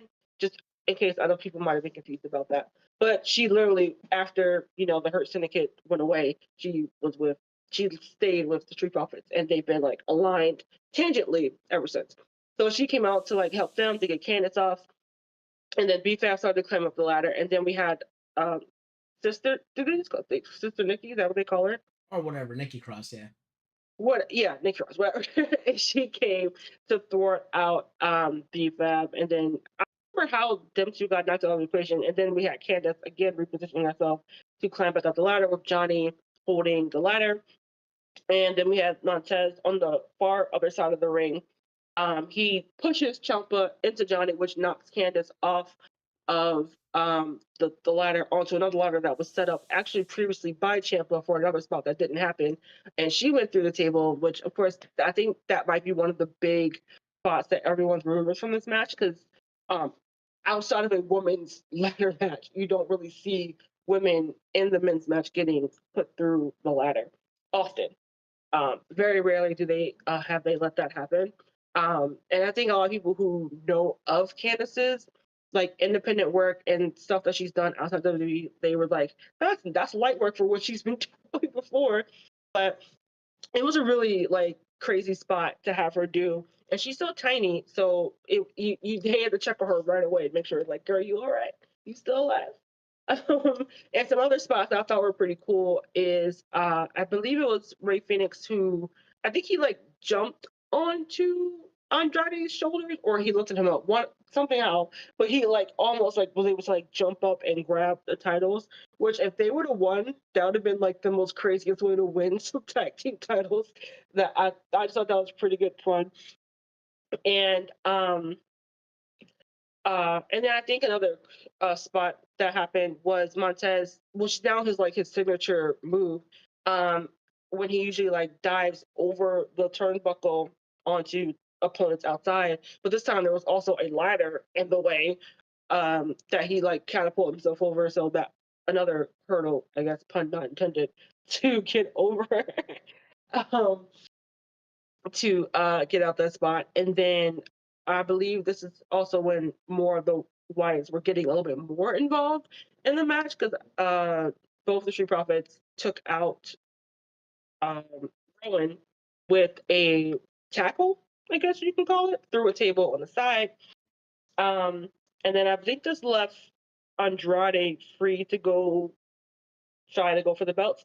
And then I think this might have been the first appearance of Bo Dallas as Justin Overhaulding to come and thwart that, leaving Joe Gacy to go up and grab the tag team titles. So they remain your tag team champions. Like I said, this match was crazy.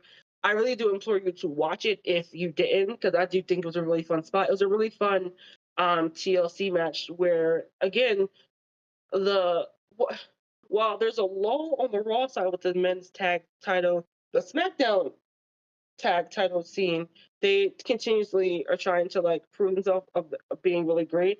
It does kind of go back to kind of like the beginning of that with like oh my god, never mind. Well, I would say in the beginning of SmackDown's history of the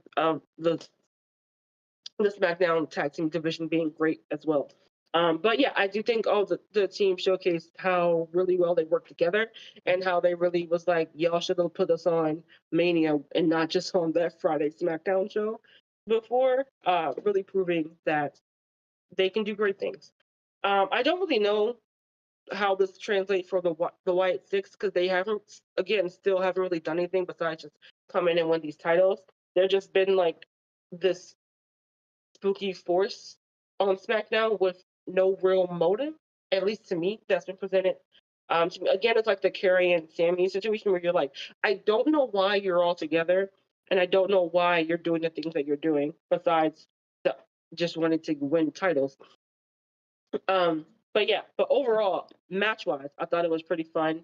Were you able to catch everything just sitting there, or did you have to find some other stuff from either clips online or watching it again as well?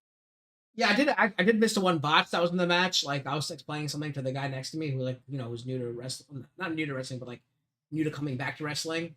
Where I guess Montez Ford and um, Angelo Dawkins did a back body drop to Joe Gacy. It was supposed to be onto the ladder, but they missed the ladder, so they went back and got him and did it again and did it and hit the ladder. The one other crazy spot that I really liked is I love when Montez Ford jumps over the turnbuckle to the outside doing like a swanton or whatever move or somersault. What do you call it? They call it a cannonball kind of thing. I like when he does that, but he actually did it same thing, but he jumped over a table over the turnbuckle onto the outside, and that was a really cool spot. And the Ray Phoenix Andrade like lift up into the shoulder, standing on the shoulders was cool as well. Oh, I think the one spot you really missed that you forgot to mention, which is probably one of the best spots, if not the best spot everyone talked about, is when Tommaso Ciampa went for the championship, and you might have mentioned yeah. he was hanging from the title, so they pulled away the ladder, and they put it to the corner, and then Nathan Frazier runs up the ladder, and you think they're gonna recreate the spear moment from TLC, the first TLC where Edge spears, I think it was like Jeff Hardy off while Jeff Hardy's hanging, Edge jumps off and spears him onto the ground. You think that's gonna happen again as Nathan Frazier jumps? Tommaso Ciampa pulls his legs up and hangs upside down from the hanging belt. So that was a really cool moment, if not the moment of the match. So I thought that was really cool. But other than that, it was really fun watching all of it. The fans are really behind it. They loved every moment of it. One of the moments I fell flat also was when they did the Montez and Angelo Dawkins tried to recreate the Devon Dudley, Bubba Ray get the tables, but no one actually said it with them. But Devon and Bubba Ray did stand up and like start clapping when they were doing that. So they were happy about it, but the crowd wasn't. The crowd didn't know what was going on when they did that. I also think at that moment there was a fight in the stands, and everyone was like focused on the fight in the stands as well. So I saw that on Twitter too. All right, that brings us to the next match, which was for the Women's Intercontinental Championship, featuring the Women's Intercontinental Champion Becky Lynch against Lyra Valkyria. This was a no countout, no disqualification match where if Becky won, Lyra can no longer challenge for the championship as long as Becky's still champion. I don't know what happens if Lyra wins. I don't know if there was a thing if Lyra wins or not. But yeah, I'm not sure if there was a stipulation if Lyra wins. But anyway, this match was pretty good. They both started like beating the hell out of each other in the beginning, and then they went for weapons on the outside. Becky grabbed a kendo stick. Lyra grabbed a crowbar. They did like a lightsaber fight with it. Whereas when when the crowbar hit the kendo stick, the kendo stick gave way. As Becky dropped her kendo stick, Lyra went for another swing with a crowbar. I think Becky did a drop toe hold. Lyra fell into the stairs face first. Then Becky slung Lyra to the barricade, and Lyra jumped up onto the barricade, jumped back off of it onto Becky, which is a cool moment. Then Becky got the upper hand by smashing Lyra's face into the announcer table. She grabbed a kendo stick and started beating her with the kendo stick. Then she grabbed a steel chair, hit her with a steel chair. Grabbed a toolbox, hit Valkyria with the toolbox. Then she grabbed a zip tie from the toolbox and zip tied Valkyria's hands together, started beating her up, and then brought Valkyria to the outside, or Lyra to the outside, and then strung her up on the ring post from the outside and started hitting her with a kendo stick. Hung her by the zip tie on her arm, so she's kind of like just dangling there. So and then Becky started hitting her with the kendo stick on the outside. Eventually, Lyra was able to get Becky into a bear hug and started doing belly to belly suplexes while Lynch was trapped in the bear hug due to the zip ties. Then Lyra started headbutting Becky. Then she ran up off the chairs that were in the ring and springboarded off of them into a drop kick. Eventually, she went to the outside. Lyra went to the outside, went underneath the ring. Becky went to go look for her. She could not find her. Eventually, when Becky found her, Lyra had a fire extinguisher and sprayed Becky in the face, blinding Becky. This gave Lyra time to go under the cage. She tried to do other stuff, but didn't really work out. Then she went under the ring again and was able to, I guess she must have cut herself free, or there was someone waiting under the ring to cut her free. She cut herself free, and then Becky got another kendo stick, went to go hit Lyra, but Lyra's hands were now free. Much to Becky's surprise, she caught the kendo stick and started turning it onto Becky. Eventually, Becky was able to no, what happened after that was Lyra hit the Nightwing on Becky on the outside. After that, they got back into the ring. Lyra went for the pin. Becky kicked out. Becky hit Lyra into the exposed turnbuckle, hit the manhandle slam to the chairs that were already in the ring, then went to the outside, put a chair onto Lyra and started slamming her against the ring post, and then slamming her against the announcer table. And then she basically was tied her to the, kind of like positioned her on the announcer table with the chair still around her. She went, I think she grabbed the crowbar, went to go hit her, and as she raised the crowbar above her head to hit Lyra, Bailey came out of the audience, grabbed the crowbar, and Becky's like, hit her. She's the reason why you're not, a champion. Hit her. And then Bailey's like, no, I'm not gonna hit her. So as Bailey's having a crisis of conscience, Becky grabs a chain, wraps it around her hand. So once Bailey made her decision not to hit Lyra, drops the crowbar, Becky takes a swing at her with the chain. Bailey ducks and starts beating up Becky, chases her around the ring, is about to. That chain was also used earlier to choke Lyra. I forgot to mention that. As Bailey is about to go clothesline Becky ducks and Bailey falls into the audience. Becky's struggling to get to her feet as she still has her chain in her hand. She uses a table to prop herself up to get up, and as she's doing that off camera, Lyra already got back into the ring, jumped off the top and leg dropped Becky through that table, which causes Becky to drop the chain. Then Lyra gets back into the ring with Becky, and I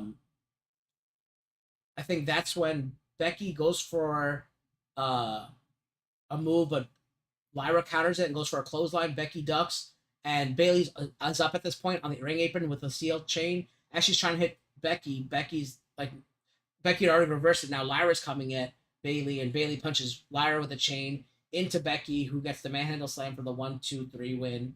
And now Becky is still your Women's Intercontinental Champion, and Lyra can no longer challenge for the championship. So yeah, that was a lot happened in that match, and once again, that had no rules either. And it was just crazy, but it was well done. I do have to mention some behind the scenes thing, but I'll get your opinion first before I mention the behind the scenes thing. What'd you think, Felicia? Yeah, I thought the match was pretty good. I think Lyra is starting to really come into her own. Because let's face it, she was kind of a boring IC champion, but I do think her putting her in this feud with Becky was smart. And it's really been elevating her. But we kind of all, I feel like we all kind of want to see the big match of Becky and Bailey again, because I kind of thought that would be the SummerSlam match. But I guess now that Lyra cannot challenge, and then she can't challenge on belt, she can't challenge while Becky holds the belt. While Becky holds the belt. Okay. So then, yeah, we're probably getting Bailey into the mix for one of the upcoming shows. But yeah, and then for a split second, I was like, oh, they're going to turn Bailey back heel. But apparently not, or at least not yet. Because I don't think we've had heel Bailey and Becky together, which would be interesting. But yeah, overall, I thought the match was pretty good. Of course, it's Becky Lynch, so you're gonna get goodness from her, and I'm glad that Lyra is starting to come into her own. Before I was gonna tell you the behind the scenes thing, but I'll wait till my low point of the evening because it involves this match. So I'm gonna wait till we get to the low point, but remind me about the behind the scenes thing because that ties into the low point of this match of the night for me. So let's go on to the next match. The next match was for the U.S. Championship, featuring U.S. champion Solo Sikoa against Jacob Fatu. And once again, it's another match that had no rules pretty much because it was in a steel cage match. The way you win this is either by pinfall or submission in the cage, or escaping the cage by when both feet hit the ground, whether by leaving through the door or climbing over the cage. And I believe Felicia is covering this match. Yeah, I guess I should have called this Stipulation Sunday or something. Yeah, like that. It was. Yeah, so we had Solo and Jacob going after each other. As you know, Jacob used to be Solo's enforcer, and then he, ruined that by talking bad about him. But yeah, pretty much a knockout, kind of drag out fight happening for the bulk of this match. And with actually Solo getting in a lot of really good offense in. And then I think it was just the the lore, I guess, for Jacob Fatu as like of him being a beast, so to speak, not the beast, but a beast, to where I think I forget the move that Solo did, but he pretty much catapulted Fatu into the steel cage and just didn't face him. Much like when he would like people would hit like big moves on him and he would just get right back up. I thought that was pretty funny. What because he got like this like twisted smile, like I'm about to f you up right now. And then I think he got a couple of like moonsaults in before let me make sure I get this right. Tonga Loa and Tala Tonga. And I think and Jason Mateo was to come out to try to help Solo. But then, of course, that will prompt Jimmy to come out to help Jacob. So they're like fighting around on the outside. And I think the cage was locked at this point. To which Jacob gave I think he turned around he was like turning around Solo, and then I think he gave him the Samoan spike, which gave Solo time to like climb up to the top. And then Jacob went after him, but I think it was Tala Tonga who climbed up from the outside and handcuffed Jacob to the top of the cell, which was kind of like back-to-back matches of someone getting like tied, whether it be zip ties or handcuffs. And as soon as they put them on, I was like, he's gonna break out of these chains. And sure enough, like a couple moments later, like Jacob like forces himself or breaks the handcuffs to get him from the top of the cage. And then he was able to keep Solo from going out of the cell door. But Tala Tonga, I keep wanting to call Mikaleo. Tala Tonga kicked the door into Jacob, which allowed Solo to kind of like fall out of the cage. And so Solo still retains, which I thought was also the right choice. Because again, he literally like just won the title, and I didn't think it would be that short of a reign needed. I don't know if they're still going to be feuding with each other, or if Jacob's going to move on to like the main event picture. But which was pretty funny is that after the match, as you think, Jacob would just sit there defeated. No, he's pretty much ready to just kick butt and go. And he just went after JC and Tangaloa inside the cage. And then he did the crazy moonsault spot, not off the turnbuckle, but off the very top of the cage onto JC and Tangaloa, just to show that he's still, a force to be reckoned with. And he didn't really beat Jacob; he just survived. Yeah, this match was fun. It was like I knew. I was telling the guy next to me also like, oh, like if they're like Jacob should win, right? I'm like, yeah, but since Solo also just won the title, he'll probably win cheaply by like his squad stopping like Jacob from leaving the cage. So Jacob should really try to win it in the ring, but he won't do that. He'll try to climb out, and then it'll be a race for Jacob to climb out and Solo to come out the door, and like Tala Tonga will stop Jacob from getting to the grounds before. And while that's happening, I thought like Tongaloa and JC Mateo would pull Solo Sikoa out. That didn't really completely happen, but it happened sort of like that where Solo won by just stumbling out of the ring, like you said. So it was good. Another behind the scenes thing moment was funny is because the guy who was trying to console me about CM Punk the night before, both nights he's been talking about, I can't wait to see Jacob Fatu do a moonsault off the top. I can't wait to see Jacob do a moonsault off the top. He literally said it like 7 times. So after Solo won the match, he went to the bathroom thinking the match was over, and he missed the moment that he's been talking about like all the first night and up to that point in the second night where Jacob had to do the moonsault off the top. He missed it. And that's all he was talking about the night 1 and the beginning of night 2. He thought the match was over, so he went to the bathroom and he missed it. And I'm like, I can't believe you missed it, dude. But it was good. Great match. I thought it was fun. The next match of the evening was for the Men's Intercontinental Championship, featuring the Men's Intercontinental. Oh, yeah, Intercontinental, right? Yeah. Men's Intercontinental Champion Dominic Mysterio against AJ Styles. This was a very Eddie Guerrero match. This is the only match on night 2 without a stipulation, so a straight up match. And Dominic came out with a luchador mask and then took it off, I guess, to promote his time that he's going to do in Triple A in a little bit. And then AJ Styles, I was waiting for him to come out and do his hood thing, and I had the camera ready to go on the entranceway for him to do his little hood thing where he goes like that, takes off hood and then it goes like that. But that did not happen. And I was looking for him, and I'm like, oh, then I look up at the screen and I see he's coming out of a car on the side that I can't see. So I guess he came out in a lowrider and did like the hydraulics that Eddie Guerrero used to do. He even came out dressed like Eddie. He did the shoulder shimmy like Eddie. This is a very Eddie Guerrero match because both men did a lot of Eddie Guerrero moves. They did Three Amigos was done. The what do you call it? The catapult into the ring into a senton was done. A swanton, I guess, whatever you want to call it. Three Amigos, I said. There was also another good spot where Dominic tried to take the turnbuckle off, so the referee went to go. Oh, he did take the turnbuckle off. The ref wanted to go fix it. As he did that, Dominic went to the outside, grabbed a chair. He thought he was gonna hit AJ, but he hit the ground. Then he fell down. AJ saw that. He was like, "No, not to be one up." But he put the chair on his head, and then he went down too. The crowd loved it. They popped really loud for that moment. There's a lot of Eddie chants throughout the whole match. Good back and forth match. A bunch of calf crushers, and then shades of WrestleMania 20, which I was at, where Kurt Angle put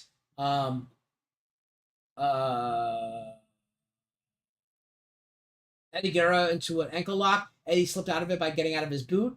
Same thing happened tonight. And then Eddie ends up hitting Angle with the boot and then winning the match. Dominic gets put into a calf crusher. He slips out by getting out of the boot.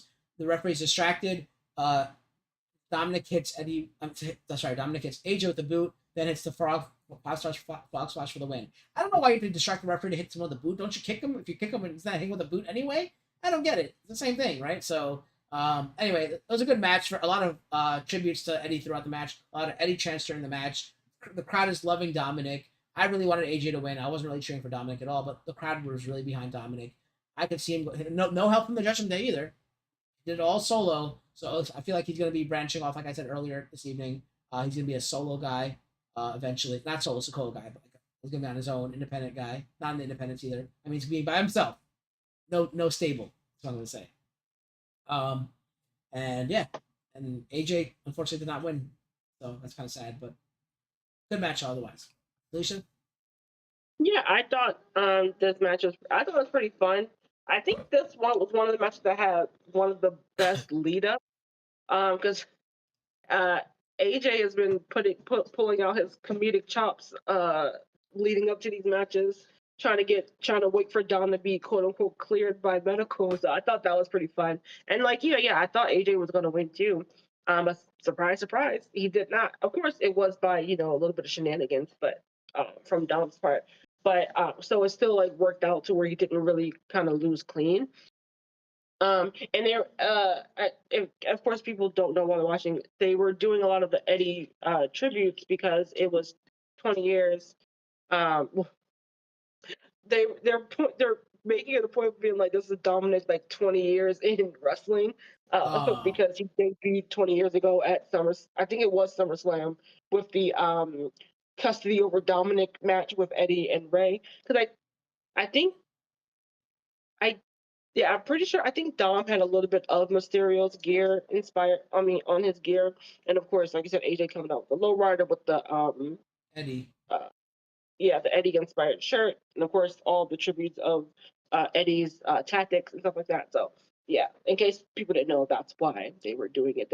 It wasn't just random. Yeah, I'm glad you mentioned the lead up, because I had not seen any of the lead up, but they did show it. Thank God they showed it prior to the match, and that was really funny with him as the janitor, him as the car guy, the car valet guy, and all that. That was really funny with AJ. But yeah, that was funny.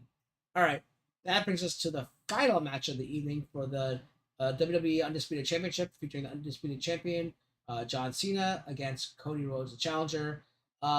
Some behind the scenes, as throughout the night, whenever they showed Cody Rhodes or an American Wheatley, or what do you call Wheatley vodka, whatever it's called, whatever he has, that he promotes, he was getting booed all night. He was getting booed all night throughout the night for John Cena. Yeah. Not John Cena. I was gonna say Dustin Rhodes. Cody Rhodes was getting booed all night, so that was kind of crazy. I saw another behind the scenes thing. I saw the cutout in the entrance ramp. So I'm like, oh, I told the guy earlier, like, I bet you Cody's gonna come in up. Or I told Raj, I think Cody's gonna come up through an elevator. And as before the match starts, you see like the elevator go down. So I'm like, yeah, he's gonna come out. So get ready for this. So he comes out. It's a pretty cool entrance. The whoa was apparently louder on TV than it was in person. I didn't really hear the whoa that much. I didn't do it. Like I said, I wouldn't do it. Um, he came out, and then like the lights went out, and John Cena's music hit, and like John Cena turned face the night before on SmackDown apparently, and I thought this was all because of what I said 3 months ago would happen with The Rock coming out and all that. So I was really excited because I thought The Rock would come out and like get mad at Cena for turning face, and then end up siding with Cody and Cody turning heel and Cody winning for that reason. So Cena's thing hits, the screen is all black, and it says John Cena, like the heel version of Cena, where he has no Titantron, he just has to say John Cena and he comes out. But as soon as the out part hit, then the big blue background came up, and the place went crazy when they saw that blue background pop up, when it wasn't just the John Cena part, when it came up as like the thing, and like I even popped too. I don't like John Cena, but like it was like a moment. It was a good moment to be in, and so I even popped for that. And like, and then he did the thing with Stu. He goes, Stu, you got one more run in. You got another run in you. And like they ran down, and everyone's going crazy for the rundown. And then he did the thing where he goes into the ring and bounces from the ropes, and then throws up the title, or and then throws his hat. Everyone was popping for all those old school Cena moments because he's back to being a face. Also, I forgot to mention that this is a street fight, so that was a stipulation for this one. So I'm like, that's even more reason for The Rock to come out. So it was a really, really good match. Everyone's saying this is the match they should have had at WrestleMania because, this is very well done. Like, there's a lot of good spots, whereas WrestleMania was a slow match. It was kind of really boring, and the only spots they had was like the Travis Scott and like as well as the title shot spots. But this one had like a lot of spots that were amazing. There's moments where Cody got booed even more because he did some heelish things. But I'm just gonna give some like little like highlights of the match.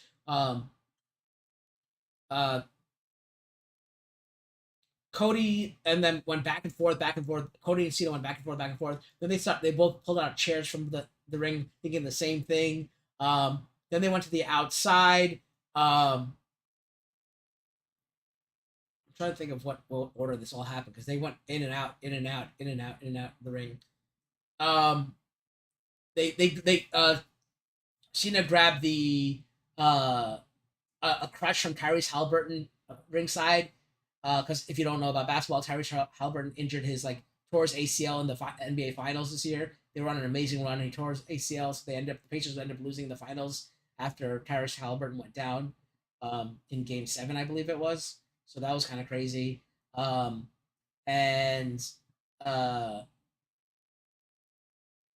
he used the crutch and hit Cody with it. They went back into the ring, back and forth. I think then I forgot who brought the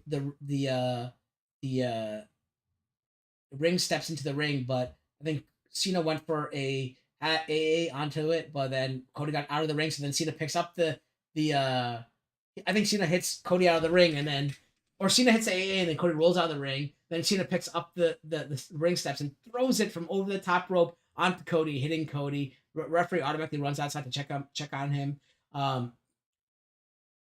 Then Cody came back in with a chair. Tried to hit Cody tried to hit Cena with a chair. Cena reversed it into his his whatever you call it, that like kind of like the Blue Thunder Bomb, but it's not that.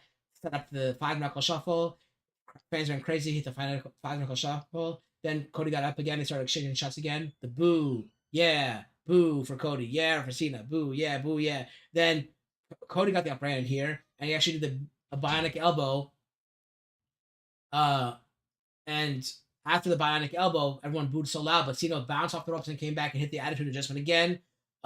Cody kicked out, then hit a pile driver on Cena, and that's when the crowd went, "You can't do that." And some people were like, "Yes, he can." They're like, "You can't do that." Yes, he can. Chance for going for that pile driver. Cena kicked out of that. Then they went to the outside, back and forth on the outside, and then Cena hit a Code Red or Pop Rocks or Mexican Destroyer or I guess USA Destroyer, whatever you want to call it. He hit that move on Cody on the outside, and the place erupted, and Cena looked up and like started smiling and being like I can't believe I did a move like that. Like, you know, like he had this look on his face, and like Raj was cracking up. He's like, oh, that's a good look Cena has, that like he made that face. And so then the whole crowd started going, you still got it for him when he did that move. Then he got Cody up. He then cleared out the announcer table, cleared out the Spanish announcer table, got up on the regular announcer table with Cody, did an AA through the Spanish announcer table, and put him into the ring, got up onto the top rope. As Cody was getting up, he hit the flying leg drop onto the back of the head onto Cody, did another AA, pinned Cody, but Cody kicked out at 2 again. There was a table in the ring, and as Cena went to go pick Cody up again, Cody hit a move through the table. I forgot what he did to put Cena to the table. Then he hit an attitude adjust. He hit a crossroads, went for the pin. This time Cena kicked out. Then Cody was really mad here, so he grabbed the turnbuckle, took it, unscrewed it from the corner, hit Cena with it, and then everyone started booing him like crazy like that. And he looked at the turnbuckle again, and he looked up, and he had this really sad face, like he's regretting what he's doing. Like he was like, as Delisha likes to say, he loves when it tells a story. His face was telling a huge story, like, am I going to turn heel? Am I going to do it? So you think at this point he's going to put it down, but he actually goes and hits Cena again with it, and that's when everyone boos. Then he hits the triple crossroads on Cena, and everyone's like, okay, this is it. 1, 2. Right before the third hits, Cena kicks out, and the whole place was so loud when Cena kicked out, and then everyone started chanting, Super Cena! Super Cena! And that was really funny to hear. Then Cody was like so frustrated, he went out and grabbed the title belt, but as he went to go use the title belt on Cena ducked it, hit an AA, hit a second AA, and the third AA he hit was he went to the top and hit an avalanche AA off the second rope or top rope, whatever you want to call it. Second rope, I think it is. And he threw him. He didn't he just did the little thing. He threw Cody. He went for the so then he went for the pin, and Cody kicked out, and everyone's like, oh my god, like this is still going. And then that's when people start saying, fight forever. Oh wait, hold on. I missed a big point of this match. Hold on. Before that last Florida that I'm talking about of the triple attitude adjustment and the triple crossroads in the ring, and the turnbuckle being taken off, I forgot to mention that here's what I'm doing my behind the scenes thing, talking to people next to me. I'm saying, oh look, guys, the Cody's elevator's down again. So either The Rock is gonna come out there, or they're gonna fight to the back and then come up the elevator. So I'm hoping it's the former, where The Rock comes out of that, but then they start fighting to the back. So Cody takes Cena into the audience. They start fighting in the audience all the way to the back to the entranceway. I'm like, damn it, that means that they're gonna come up the elevator, instead of The Rock coming out of the elevator. So then they cut to the moment where they go underneath the ring entrance, and then the elevator lights up again, and they come up, and Cena has Cody on his shoulders and hits an AA onto the ramp. Then they go back to the ring. That's when we have the turnbuckle spot, the triple crossroads, the triple attitude adjustment, with the third one being a super attitude adjustment off the top rope as an avalanche, both of them kicking at each other's. That's when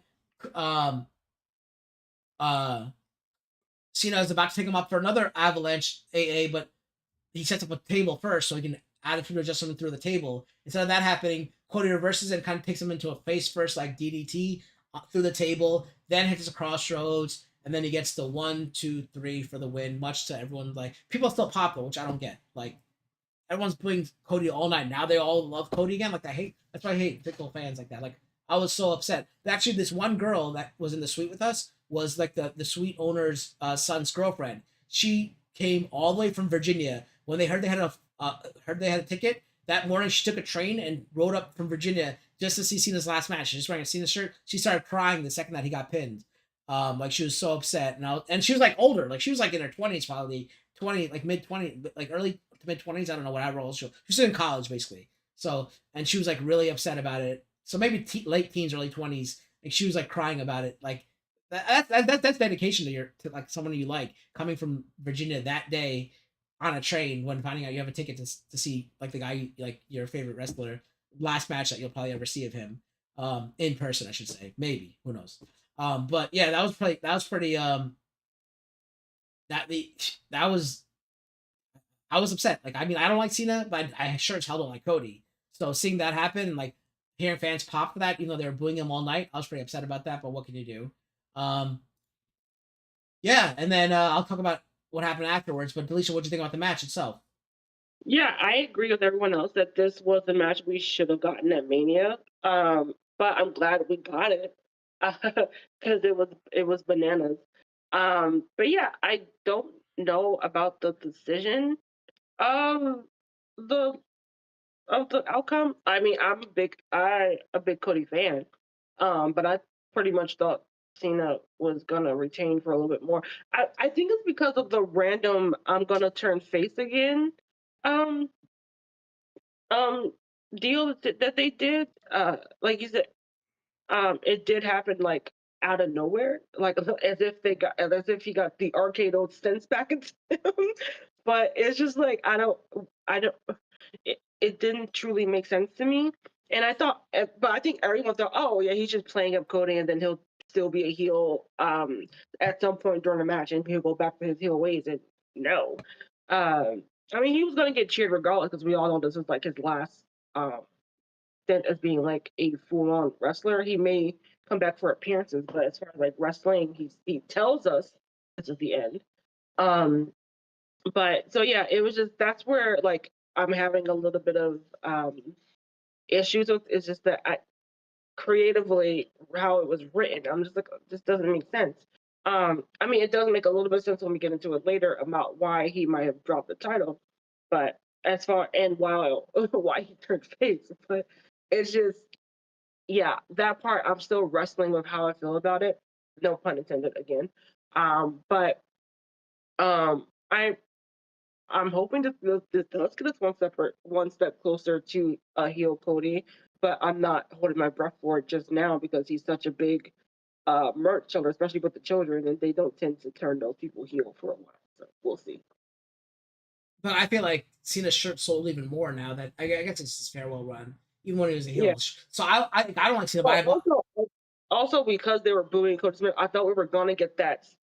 double I thought switch. that yeah, before he said he would be that scene. I thought we were gonna get that in the match itself, but also no. Yeah, so I would rather have the double switch instead of having Cena turn face the night before. But I think they did want to have him come out to that entrance and get that pop with that whole John Cena like thing coming up because that was a huge thing. Like, if you haven't seen it, go back and watch it. And even if you have seen it, go back and watch it. See when it at first says John Cena in black, and then it goes, and then it's like thing comes up. Like that was awesome. Like listen to how the crowd reacts to that. But yeah, like 3 months ago, I predicted the Rock. This would happen, and the Rock would come out and help. You think he's gonna help Cena, and that's when the double turn would happen. Like Cena would still be a heel at this point, and he would help. You think he wouldn't be happy with how he sees like Cena's heel armor getting cracks. So Rock would be unhappy about how Cena's like slowly turning back to a face. So in the back behind the scenes, he's probably talking to Cody in his ear. You don't know about that until you find out after, like in a promo, like the next night or whatever.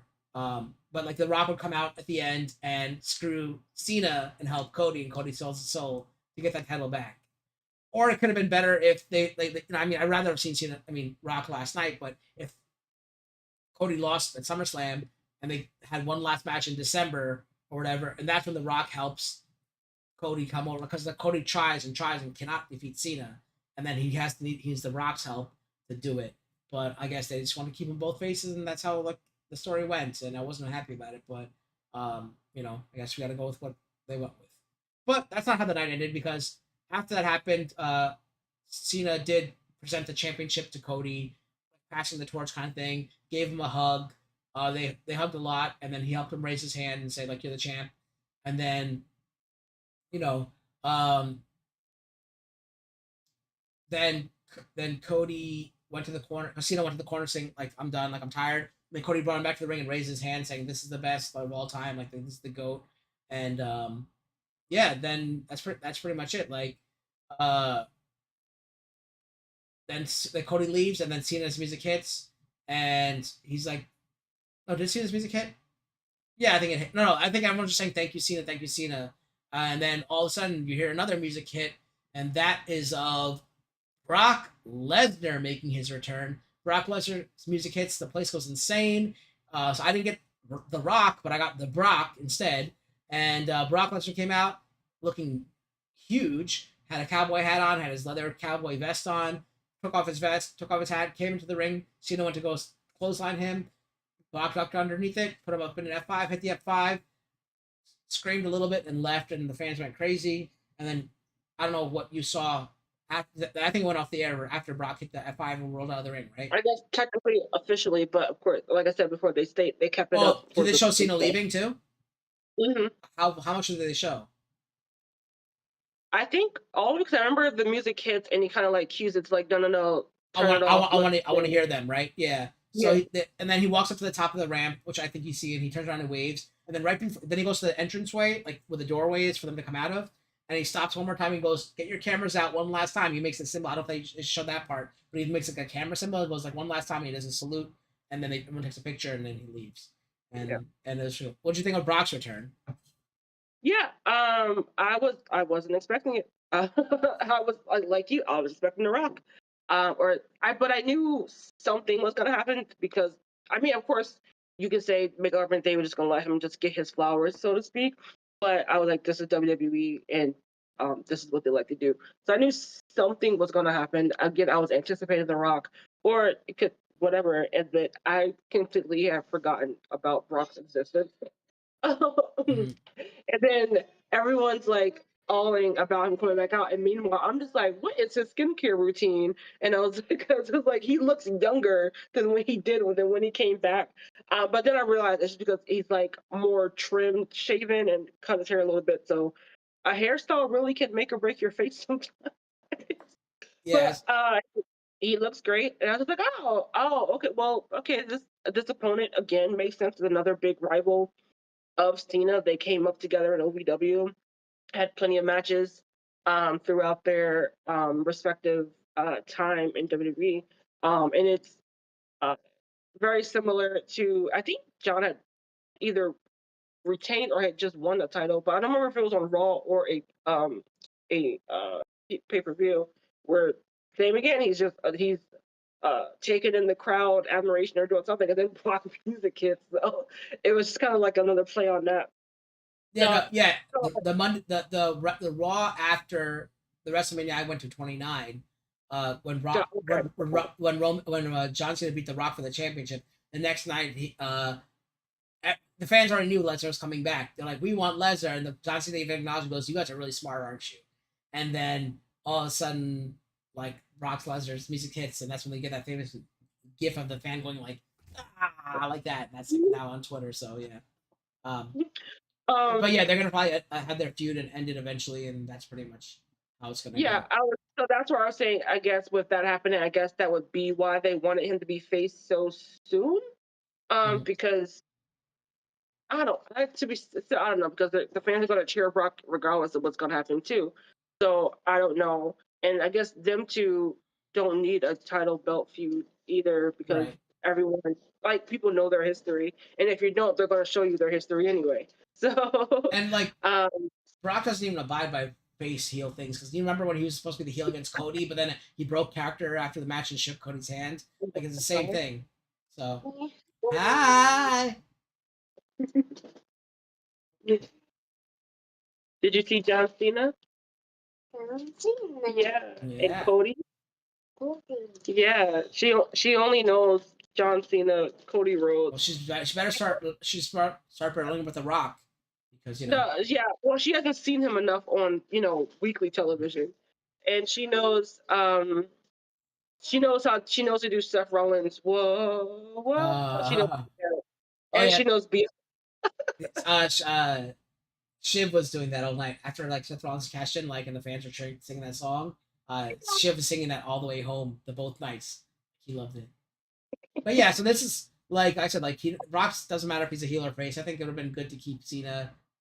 It would have been good to have a double turn or whatever. But like Rock, that was a good, pleasant, what do you call it, like alternate ending. I guess it was a good alternate ending. But with that said, let's go to our grades, high point, low point for the second night. I mean. And then I'll give mine, then you can give your overall grade for the whole. You don't have to give me high point, low point again for the whole event, but I want your whole overall grade. So give me your low point and high point, but let me get Will's first. Will has night 2, high point is TLC, low point is a Becky and Lyra finish. And his rating is an A. So what do you think of night 2? Yeah, I think just because we have to give one, I think I just will put the lower point on Becky Lyra, only because as I said, I'm still kind of like on the fence with Lyra as a like main roster like talent. The high point, I'm gonna give it to the women's triple threat. That actually really kind of set the tone for how great night 2 was, or was going to be. And then overall, I am going to give night 2 an A, because I really enjoyed the matches so much more. So, as far as like keeping that hype and energy up, and the overall PLE, I'm going to give an A minus. Okay, so for me, I don't think there was any bad point of night 2. Night 2 was amazing. I thought it was overall great. That's why my low point is actually going to the fans for night 2, because I don't think you guys heard this. They might have muted this out for you guys, but during the Becky Lyra match, there was a lot of "this is boring" chants, as well as the whole audience, the top tier and the second tier, were all doing the wave.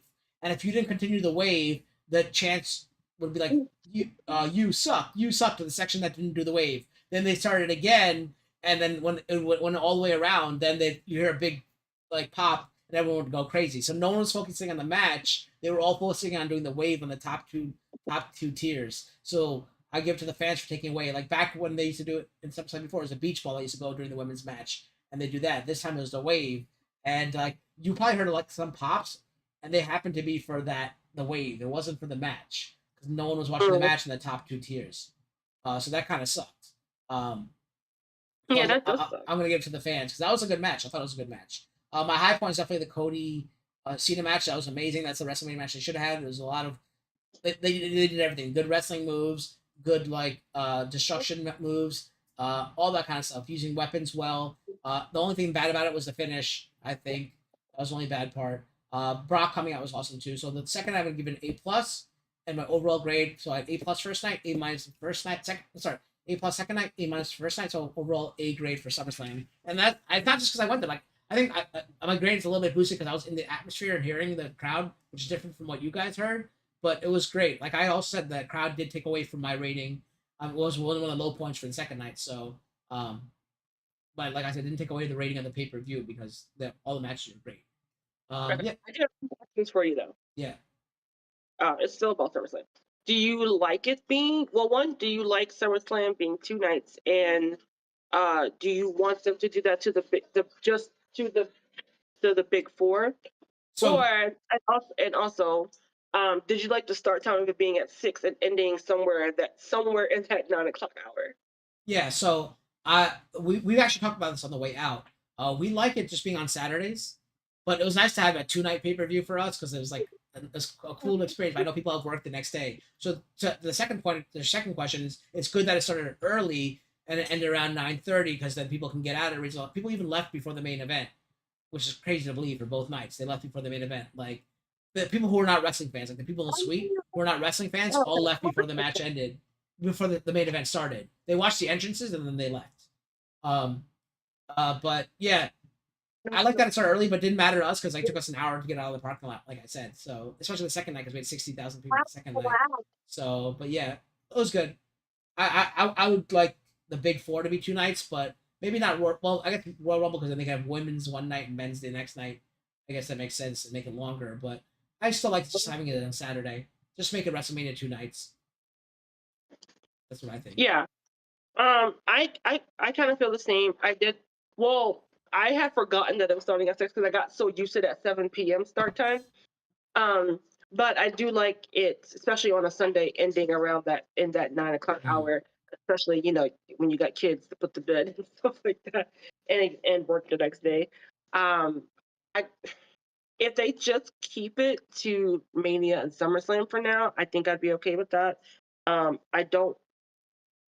I'm starting to get a little bit fatigued with the amount of either specials and other PLE events because in just 3 weeks we have Clash of Clash of Paris. Yeah. Which, yeah, 3 weeks. And it's like we need time to breathe a little bit. I mean, it's great for us because we get to sit here and talk about it, but also like there's so much wrestling, which is it is a good thing, but it can get tiring sometimes. So, and especially when they're not at their creative best right now. The wrestling itself is fine, but some of the creative choices that they're making are just like, oh, okay. So, trying to make multiple PLEs 2 nights can be a little dragging. But since SummerSlam is kind of like their summer mania anyway, I can see why that would be a 2 nights, and it worked out in their favor. But overall, I don't want this to become a trend. Yeah, you think or space out some of these PLEs or specials a little bit, because I thought Saturday Night Main Event would be like a quarterly thing. It is, but we're kind of getting. It is quarterly. They feel close together. But well, it was only because they did it like early in the quarter, late in the one quarter, and early in the next quarter. That's why it is a quarterly thing.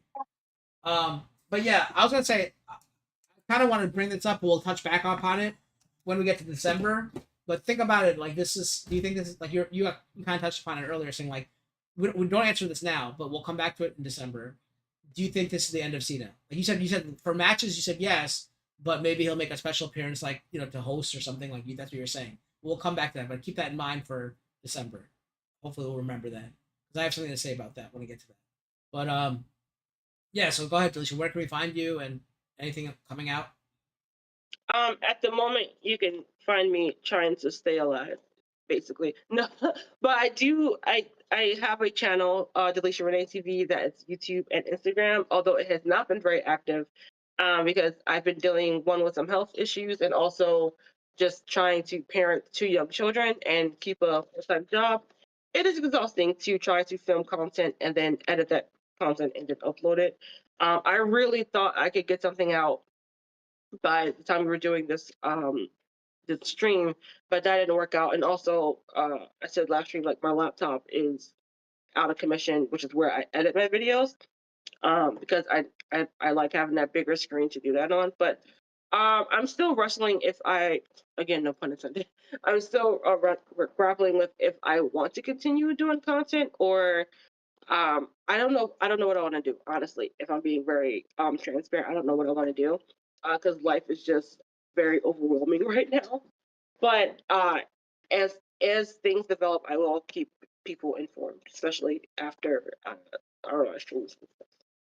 Yeah, it's always her. Links are in the description below. Also, gotta give a shout out to our wonderful artist, MeiBDoodlin. Her links are in the description below as well. As you see our little avatars there of the secret boss of the EST of us. So make sure you check her out as well and support her on her Tumblr and her, I think it's just her Tumblr. Yeah. But as for me, the next time you'll see us is here for Clash in Paris. We're going to cover it. I have 8/31 written there, but that's a Sunday, I realized. I think it's because it's Sunday in France, but it's going to be on the 30th for us. So it might be something like that, I think. I'm not sure, unless it just starts early for us. I'm not sure. But it should be, I'm pretty sure it's going to be the 30th of August for us here in America. But the AfterMat will always be the Monday after. That's all you guys need to know, really. And until then, remember the secret boss is right, and y'all are idiots. Later. Thanks.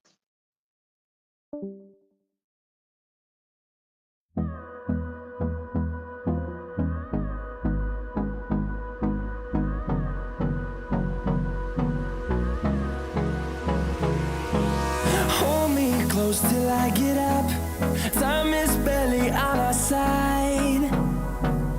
I don't wanna waste what's left.